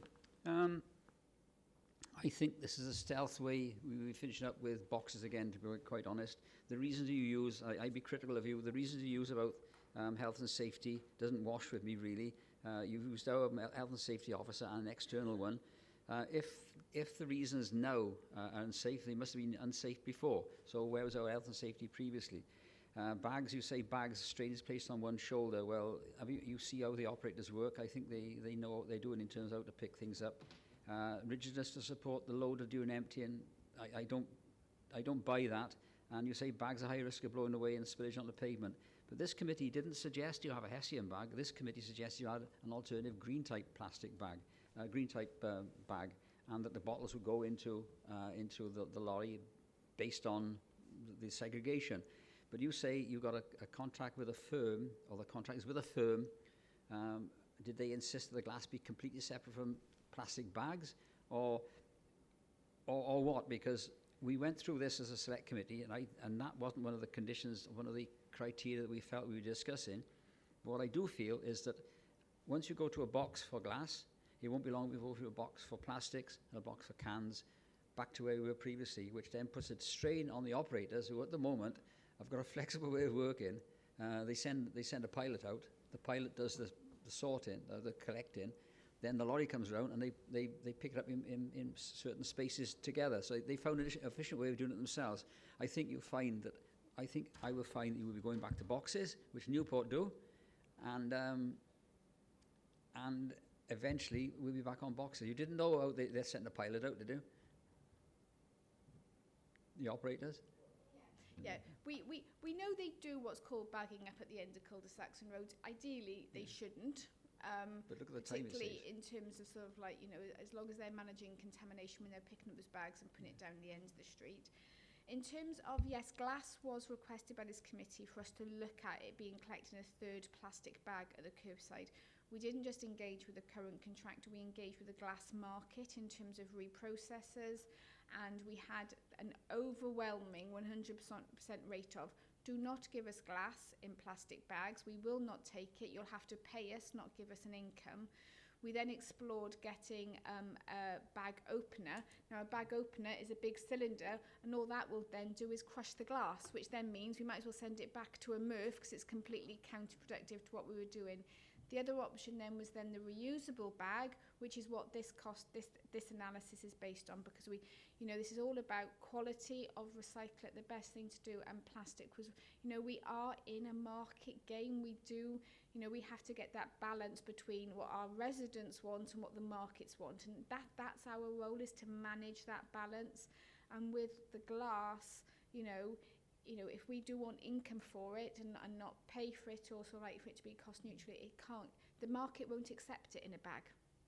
So well, that's where we came. I understand where you come from. I understand what they said, but I feel that we may be pandering to the market rather than dictating to the market. Because if you put glass into your furnace, you'll finish up whatever shouldn't be there will come out as slag at the top, and the glass will be at the bottom, and you skim the slag off. So that's a manufacturing process. So I do feel that we are at the moment, it's a trial, give the trial a go, but I do feel that we're at the behest of companies rather than us I think we need to be realistic about the strength of Monmouthshire's voice in a global glass recycling market, you know, and I think we are still talking, 5 to 6, 7,000 tonnes overall of glass. That's not going to wash it with the Requescas of this world who handle millions of tonnes. But are we competing against the other commingling recyclates across Wales? Newport, I think, still do curbside sort, don't they? And that seems to me to be the Welsh Government's policy. I didn't want to go to plastic bags, but I found it's better, so I support it now. But I think we'll be finished up back to what we're doing in Newport, for example. I think what I'm trying to do with this pilot is find a halfway house of current Welsh Government compliance with how we manage our materials, but at the same time giving our residents what they're used to. I think that the view from this committee has been very strong on the risks that curbside sort poses us. We've seen what's happened in Blaen y Gwent, and that their performance is drastically reduced. We don't want that to happen here. We've got to take our residents with us. I think I've said it before, I can see the next 10, 20 years recycling collections continue to evolve. It is still quite an immature game. What councils have been doing it, 10, 15 years? Markets are changing, evolving, materials are constantly changing and evolving. So I think probably in 7 years' time, when we're buying another lot of fleet, we'll be looking at it again. It's just, I think that's the way it'll have to be. I'm very keen on my plastic box and the street scene and everything goes away and clean and tidy. But if you're taking out glass, when your glass is combined with your paper, your plastic and your tins, if you like, it's packaged. If you segregated it into its own single bag, it becomes much more fragile, I think, and breaks, and I can see a hazard to that. I don't like the idea of boxes littering around. I'll go with it for the trial because in that way we hopefully achieve savings. We get better, and that's good. Perhaps the day of the payables or the deposits will come and we won't have to collect it. But for the moment, I will go with the box system. Would prefer to see everything removed, and that's what our residents like. They like everything's gone and it's taken away. But I think for safety, this has got to be the way for this trial. You've left some names off the list, but it'll get there. David? Thank you, Chairman. Sorry. Thank you, Chairman. Well, I hate the thought of having boxes. I think there are issues with boxes. How big is the box going to be? And how are you going to keep it safe? So if you put in your bottles in boxes outside somewhere, if you take the flats that you have around the place, you put your box outside, you can't keep all this stuff inside because there isn't provision for waste. We're developing all the sorts of techniques for waste being driven along, but we're not developing, in terms of the housing stock and whatnot, the ability for people to store waste effectively without it impinging on their living conditions. If you go into some of these houses now that are being put up and you look in there, you think, where the hell are they going to put their clothes in many instances, forget about the waste and everything else. And I'm really concerned about this. I don't think, you see, if you put them outside in boxes, what is the issue? You empty the box into the machine, the truck, and it goes off. Some of it will be broken because it'll break going in there and whatnot. If you had a type of a bag, if there was a bag, you could put your bottles in bags and still put them in the truck. Some of it will be broken and whatnot, but not a lot. I just don't buy the box thing at all. I just think it takes too much room, and I think the issue of the market getting the product is not going to be any different to whether we put it in a box or we put it in some sort of bag. It's going to go in there. It's not going to be treated with kid gloves. It's going to come out the other end. How are they going to know? What is the market saying to us? How are they going to know whether we've collected it in a box, we've got to have it in a box, or in some other way? And I'm with Tony. I don't agree with Tony about one thing, and that's where he said, you know, the market doesn't rule. The market always rules. There's never a situation where the market doesn't rule, unless you want to be in some a communist state wandering around with a little red book and whatnot. And that's not a dig. I said a communist state, and not a dig at something else. It just doesn't work. The market will rule. But I don't see the solution here is necessarily a box. You're going to, some houses are going to want more than one box. I mean, you take houses with a big family in it, they'll need more than one box. I just don't buy it. I really don't buy it. I don't think it's the right solution. It's not the right, it won't be the right solution for us. And on top of that, it will be hazardous as far as idiots wandering around the place, seeing a box with bottles in it and whatnot outside to be collected and be slung all around the place. I think there's so many things wrong with it. I really do. Okay. Rachel, may I ask a question? I think the main reason why we're actually looking at an alternative here to, or trying to move... Dave, could you switch your mic on, please? Sorry. There's a couple of things. We're looking at changing some of the fleet, yeah? We're looking at, we could possibly save 250k here with the Murph contract that we have. They've guaranteed us if we can get the glass out, we could have a saving here. And we've said there is a risk to that, and same as the risk to the food and everything else going in, residual waste or whatever. That is heck of a risk for me, that is. And the other one then is we're talking about the issue of it will help towards our targets far better because we're going to send the glass to wherever they go. The downside of this is and I always say the only people who will make this happen is the people out there who put the bags out or put the boxes out. And the big risk to me is if they don't buy into this for whatever reason, we haven't gained anything bar a couple of trucks, which we can still use. We've got to change them trucks anyway. We still use them, whether we have a compartment for glass or we put paper in there and we actually do whatever. I read the report there about the health and safety side of bags, and I'm sure when we spoke, yes, we thought perhaps we could have a green bag. I think they use them in Torvine for glass, don't they? Green bags. Box. Oh, the chief executive told me something. Anyway, cut a story short.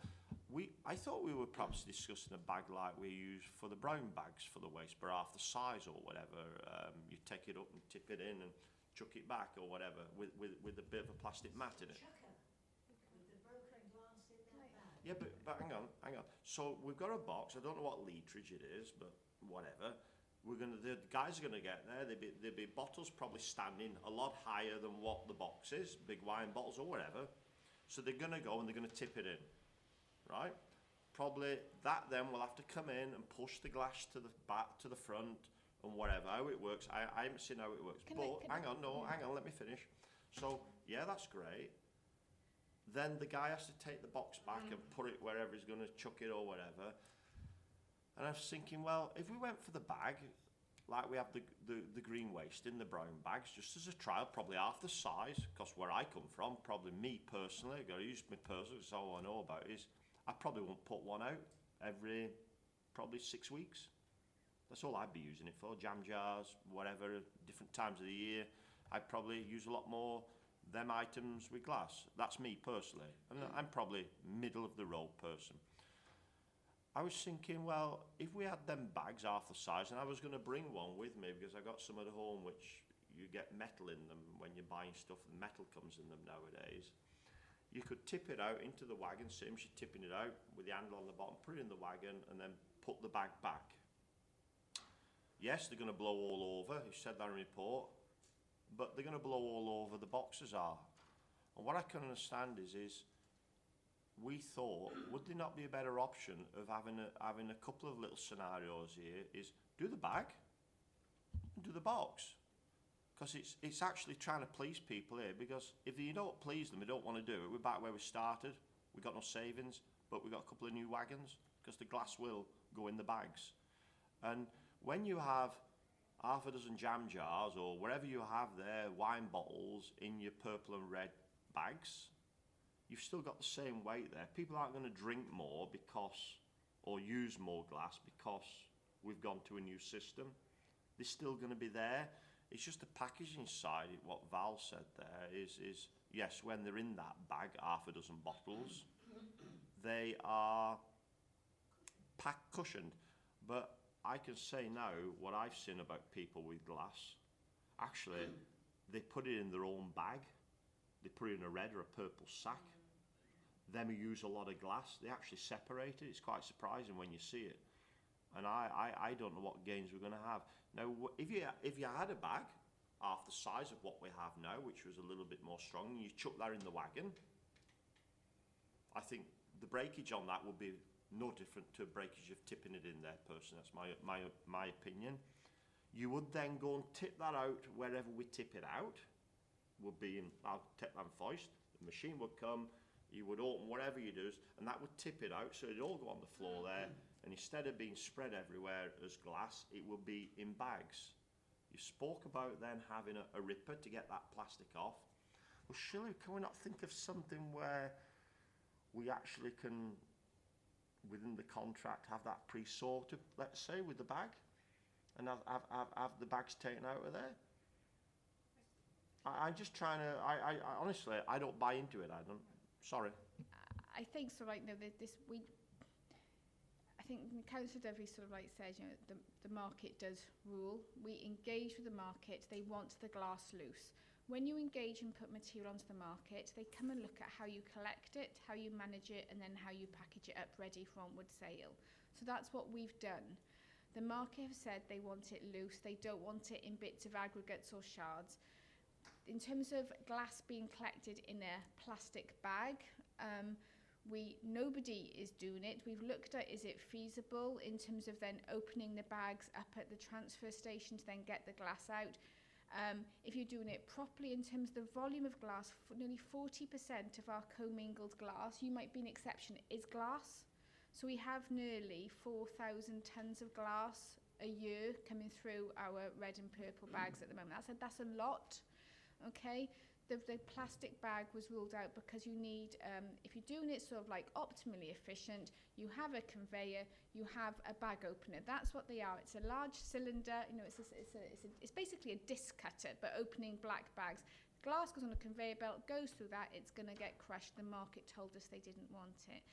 The health and safety review that is on this report is linked to a reusable bag, like a smaller version of our garden waste bags, and it's been reviewed twice. Like Nigel can give, you know, he's done all of this work, and the absolute assessment was that a loose bag, or sort of like a non-rigid bag, sort of like how it was carried, you can't tip it properly. We're not talking glass going into the back of a vehicle, it's going onto the side, it's going into what's called a slave bin. That then lifts the glass up and drops it. There's no pushing of the glass internally within the vehicle because it's going into a separate pod. Believe you me, we have looked hard and long at this. The option, you know, it's been really ruled out health and safety wise to use a reusable bag on the front line. If that was the case, we wouldn't even be bringing it forward if there wasn't an alternative. Our belief is that strong. You cannot use reusable bags. Plastic bags isn't feasible within terms of the transfer station operations or how the market wants it. The options then is, you know, I think I've said sort of like environmentally and cost-wise, glass isn't an option within our red and purple bags for us to see. Let's just see what it is. And so the box is the recommendation. You know, it is something we are proceeding with. We have approval from Cabinet to proceed with a pilot, but it was just sort of like to let you know it will be with a box. Could I say, when you say it drops it, then, yeah, I mean, I got to say, unless you're going to package these bottles away or jars or whatever, you ain't gonna stop them smashing.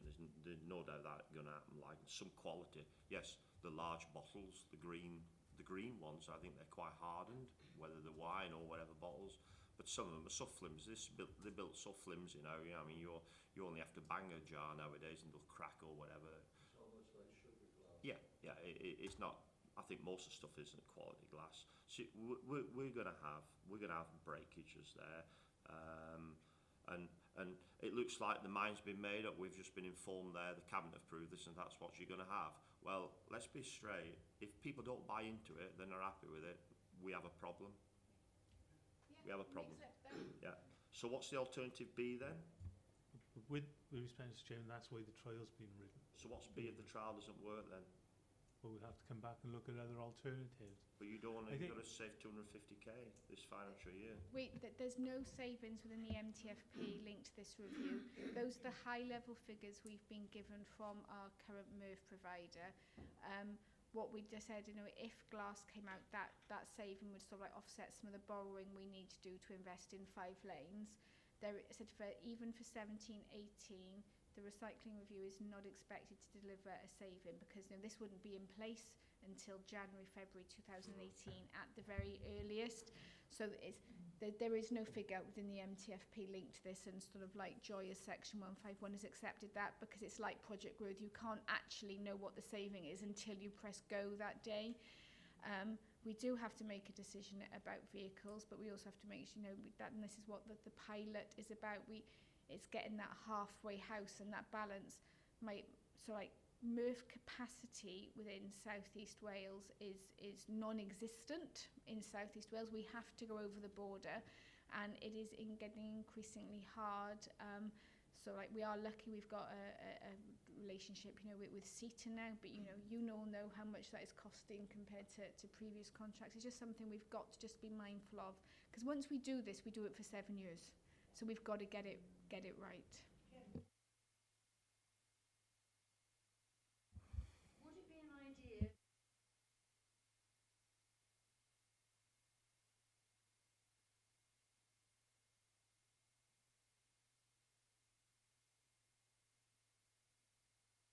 Okay. If they would take in the glass products, right, as anybody else, and be given something to persuade them to do that, gives them some sort of school charity things or whatever, small things, or even boxes of chocolates or something to persuade people to take their glass into the what did I say? Into the library, actually. Yeah, into the centres. Or maybe schools, the teachers might allow it, right? Pauline, we used to have glass banks around the county, didn't we? In car parks, and actually they were well used, but it came out they weren't. But I know where I come from, there was that massive complaints about when they used to come and empty them, there was that much glass in there, but when they tipped it out, it made so much noise as well, and they were in areas. Just to pick up on that point, Councillor Watt's comments, I think the idea behind it to try and incentivise people to do so is probably well founded. The problem is this needs to be a week in, week out process, and people aren't going to go to those places to do this. We have to make it convenient to them. I think Pastor just explained a little bit more about the process and how this glass is kept separately. They will actually empty the box into a bin on the side of the lorry, and it'll just go up the side of the lorry and it'll drop into a hopper. It doesn't go anywhere near the other bags. That hopper then gets taken off separately and gets emptied. So you have the glass away from the bags. Glass recyclers won't have bag rippers, so it would mean us to try and separate those out. This way it gets separated out in the first place. It is a balance, isn't it, between what's most convenient and what's the best way to do it. But what we're doing, and Councillor Dudley is quite right, is responding to the market. And if the market says that they wish to see the glass presented in a particular way, then that's what we have to do to optimise the value of that. And we are playing with a materials market. The MRF, when it presents stuff from there, it has a certain value. Well, to optimise the glass value, we need to pick that up differently. I have some sympathy with the idea that we're going back to all boxes. That's not the intention. It's to do, but we have to, at the same time, recognise where the industry's going and what they want to see as well. Otherwise, it will end up as aggregate. It's going through a MRF, it gets smashed to smithereens. It does get broken in those pods. It's bound to. Some of it's bound to get broken. But the glass recyclers can still manage that. What they can't manage is I suspect they can't manage the glass, dust, and the very, very fine stuff which is coming off when it goes through a MRF. Well, you've all seen MRFs, and you know what happens. So it is a bit of a balance. I think it's important you understand that it is a completely separate pod. There's no compaction or anything in it. It just literally drops in from the top. Okay, Dave? Thank you, Chairman. We've all had a good shot at this. As far as I can see, the sticking point is the receptacle that transfers, that you store the glass in at your home, and then the way it is loaded into the vehicle. That really is it in a nutshell. If we could crack that, then we crack the issue. Indeed, if people had a lot of glass, used a lot of glass, they could have a second bag for a nominal fee, and that would sort it. I think it is worth. Before we give up on it entirely, you're going to do the trial, right? So we've got some time. I think it is worth putting this out to say a technical college, a design college as a project, and explain it to them, and the parameters, and see if somebody can come up with a solution to it. Because I still don't think, I hear what you say, I still don't think the box is the right answer. It might be the easy answer, but I don't think it's the right answer. And I do think that it looks as if we're going backwards. We might know that we're not going backwards. We might convince ourselves we're not going backwards. But as far as the public is concerned, that they will be looking at this as will appear to be backtracking in something. They like our system, you know. Yeah, they really like our system. And it is worth us investing some effort to see, while we run this trial, if we can come up with a way of this glass being stored in a receptacle at home, and that receptacle is capable of, and I understand the fact about the guys, they've got to load it, but it can be designed in such a way that it could be put into a vehicle. I would hazard a guess that if that did come to fruition in some way, shape or form, it would sell elsewhere as an option as well. But I am not prepared to give up on there being an alternative to a box as yet, if you like. Okay. I understand where the officers are that way. This has already been accepted by Cabinet, has it? Has this been accepted by Cabinet? The pilot has been accepted by Cabinet. Pilot is, yeah. Therefore, that's it. Just to clarify. I just wanted to sort of let committee know exactly what was going on prior to the 12th of September, prior to it coming back in January. As I say, I can now accept the Hang on. So, it's been to Cabinet? It came to Select Committee in January or February, and then it went to Cabinet in March. So, it went to Cabinet. So why is it back with us then? Because you requested to have an update prior to the trial starting. So the Cabinet have agreed the decision to have a pilot. The pilot? Yeah. No point in talking about it then. Job's done, because he wasn't called in. No, that's correct. That's right. But this is an update for you, Mr. Chairman, after your consideration prior to going to Cabinet. Well, we asked it to come back, and I honestly, my view is I thought actually we were going to, support or not, I thought what our recommendations were is we weren't happy with having the box. And as Cabinet have said, well, we're having the box, we're going to use it on the trial.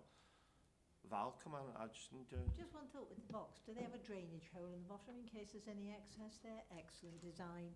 And the glass is connected on the same days as the red and the purple.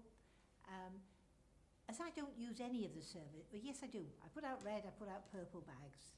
I don't put out grass or green stuff. I don't put out the kitchen waste. There's no necessity. Kitchen waste and green stuff is not always collected on the same day, is it? Not necessarily. No, I was just getting it clear in my mind as to when you put out your glass. Yeah, it's got to go with this for the collection. That's fine. Best of luck with your thing. People are very happy, I realise, putting out their little kitchen caddies. I don't do it, so I'm not used to that. But then I'm thinking here, I put out every week a receptacle because I put my stuff in a bin, so the dogs can't get it. So I'm fine. Okay. May I ask then, when we walk to the side of the wagon with the box, which you intend to use, it will be tipped or hand-picked to chuck out? Tipped in, just tipped in, and then it will go from there up to drop into a, let's say, a dome or whatever. Yeah, okay. It's literally Right. into a box, Okay. steel box. Okay. Could I just ask though, because this is for me is we've always as an authority, it isn't our problem where all this stuff goes. Our problem is getting it out of the residual waste. That is the thing we work out. Where it goes after that or what they do with it isn't our big problem here, because there is no gain for us from that, is there, right? There is no gain for us. We want to get it out. We've got to meet our target to start with, right? Where all these companies take it and what they do with it, for us and for our residents, isn't the major player in here. What I can't get in my head here is we have a contract with a MRF.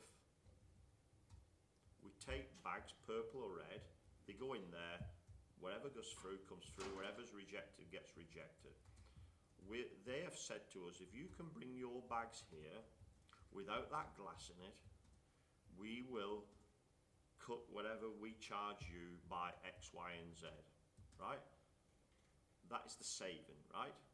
If they had not said to us, we will save you whatever per annum if you do not bring your glass here, we may not be having that conversation, would we? No, Right, so where are we now then? Because I need to ask the question, because it is really confusing me, is we're lumbering something else on residents now to think about, to do an extra thing for them, right?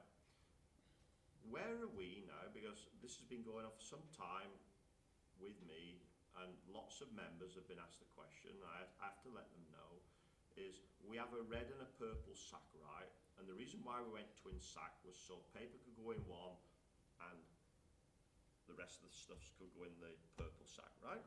Plastic. Now, how long have we been running red and purple sacks? 3, 4 years, 5 years perhaps? 7. 7 years, right? 7 years we've been carrying out that system, and we have a red sack and a purple sack go in the same vehicle, goes to the same place, and does the same thing with it. And we had intentions of using that red sack just solely for paper and newspapers, right? That has never materialised, has it? But Hang on, it's never materialised that we've separated them. no.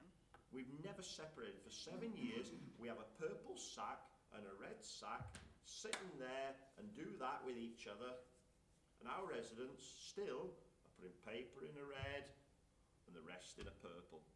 Right? And for 7 years, they both go together wherever they go, right? They get tipped off in Landfoist and they stay there, right?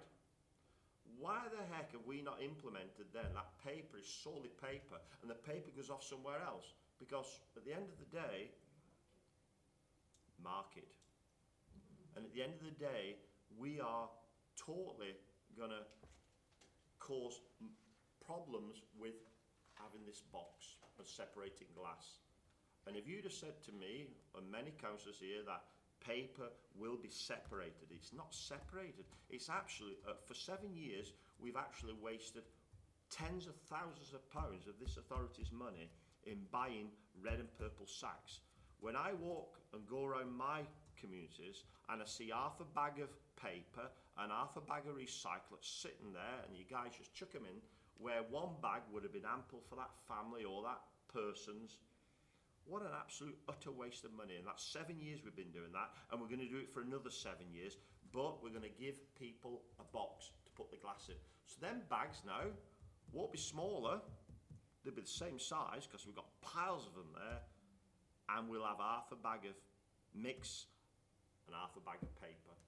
There's no savings, is there? I think we need to be clear on the pilot and the vehicle, which the paper makes clear. Yes, you are quite right. Currently, the red and purple are presented by the householders and they get collected and they go off to the MRF together.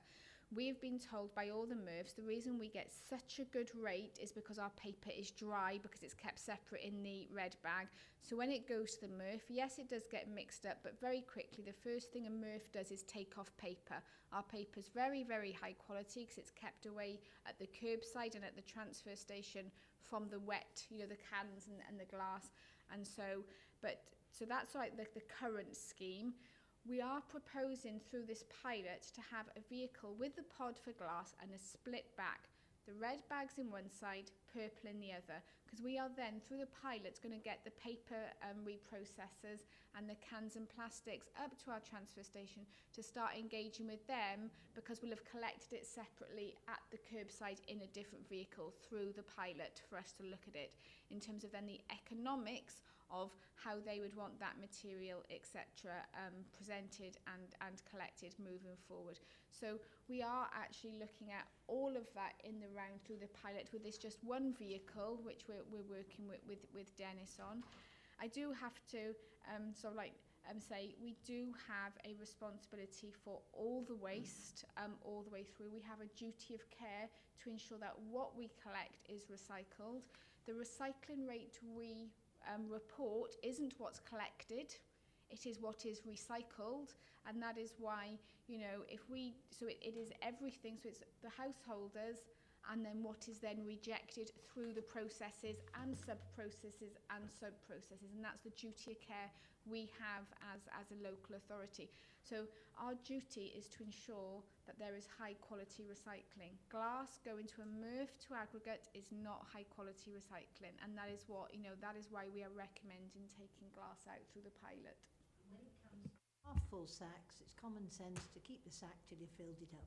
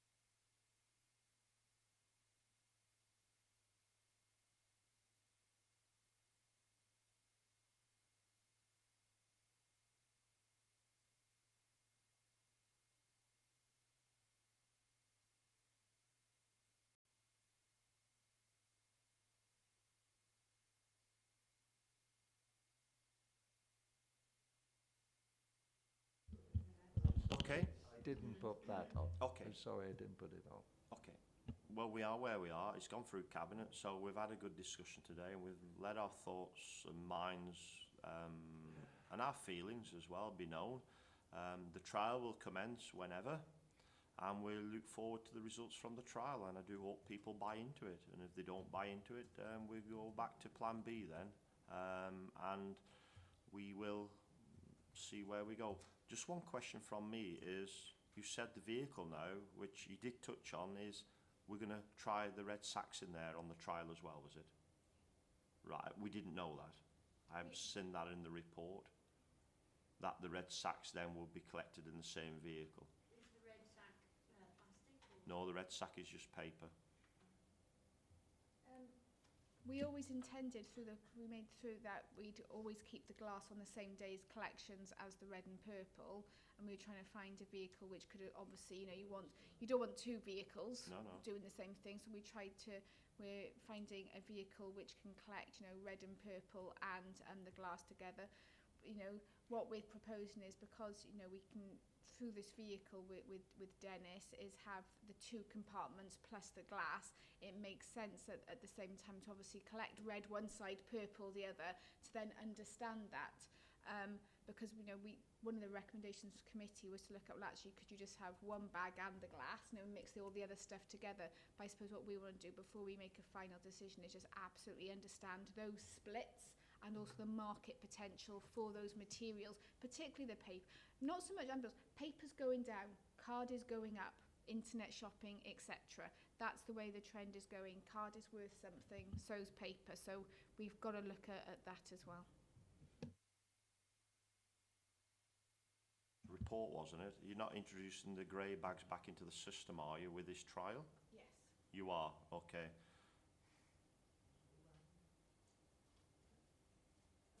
I'm happy to move the next report We- because they're knocking on the door. Conference, we'll have to adjourn to conference. Well, do members want to talk about that? Because the grey bag's coming back into the system. I can't see what... Okay, okay, let's move. It's gone through Cabinet. It's up to the people to decide on what they do with this. Can I move this report? Yes. With the recommendation? With the recommendation, we investigate an alternative to the box. I mean, we've got nothing to argue about. It's the box. May I ask, grey bags? Box. Grey bags, or whatever the posh word for them was? What was the posh word we used for them? Oblink, or something? No, there was another word for them, so you could see through them. Translucent. Well, whatever. Why is it that people are still using them when we phased that over 12 months ago, and we give each household 2 rolls to last them 12 months? Not everybody used their stock. No, I've Okay. still got mine. Right, thank you. Well, nice to see you, Paul. Can I move agenda item 9 and say that I welcome that report? It's going to be widely consulted on, that's good, and it's long overdue. Move, thank you. Providing we have an investigation as to what are the alternatives to the box. Okay, right, thank you. Yeah? Excuse me, gents. Do not come... I haven't closed the meeting, so please do not come into here till I close the meeting. I'm sorry. Give me 2 minutes. Give me 2 minutes, please, gents. 2 minutes. I need to close the meeting, and I think that's very rude of just barging in here. You should have come and spoke to the clerk and asked us how long we'll be. Excuse me, Paul. Well, why can't we come and listen to your meeting? Because I need to close the meeting off. You just barge in. We're not barging in. You're not in... Excuse me. Excuse me, Mr. Councillor Edwards, would you just step out for 2 minutes? It would have been courteous just to say, Clark, is it okay if we come in? I'm sorry, Doug. Right, we need to do this properly. With the recommendation there, okay? Yes. Right, agenda item number 9. Councillor Smith, you've proposed. Yes, I welcome the report. And Accept it. accept it? Yes. Okay. Everybody happy with that? Do I have a seconder for that? Yes. Yeah. Okay. Can I move? We welcome the report. Right. Thank you, members. And I close the meeting. Thank you. Thank you, Chairman.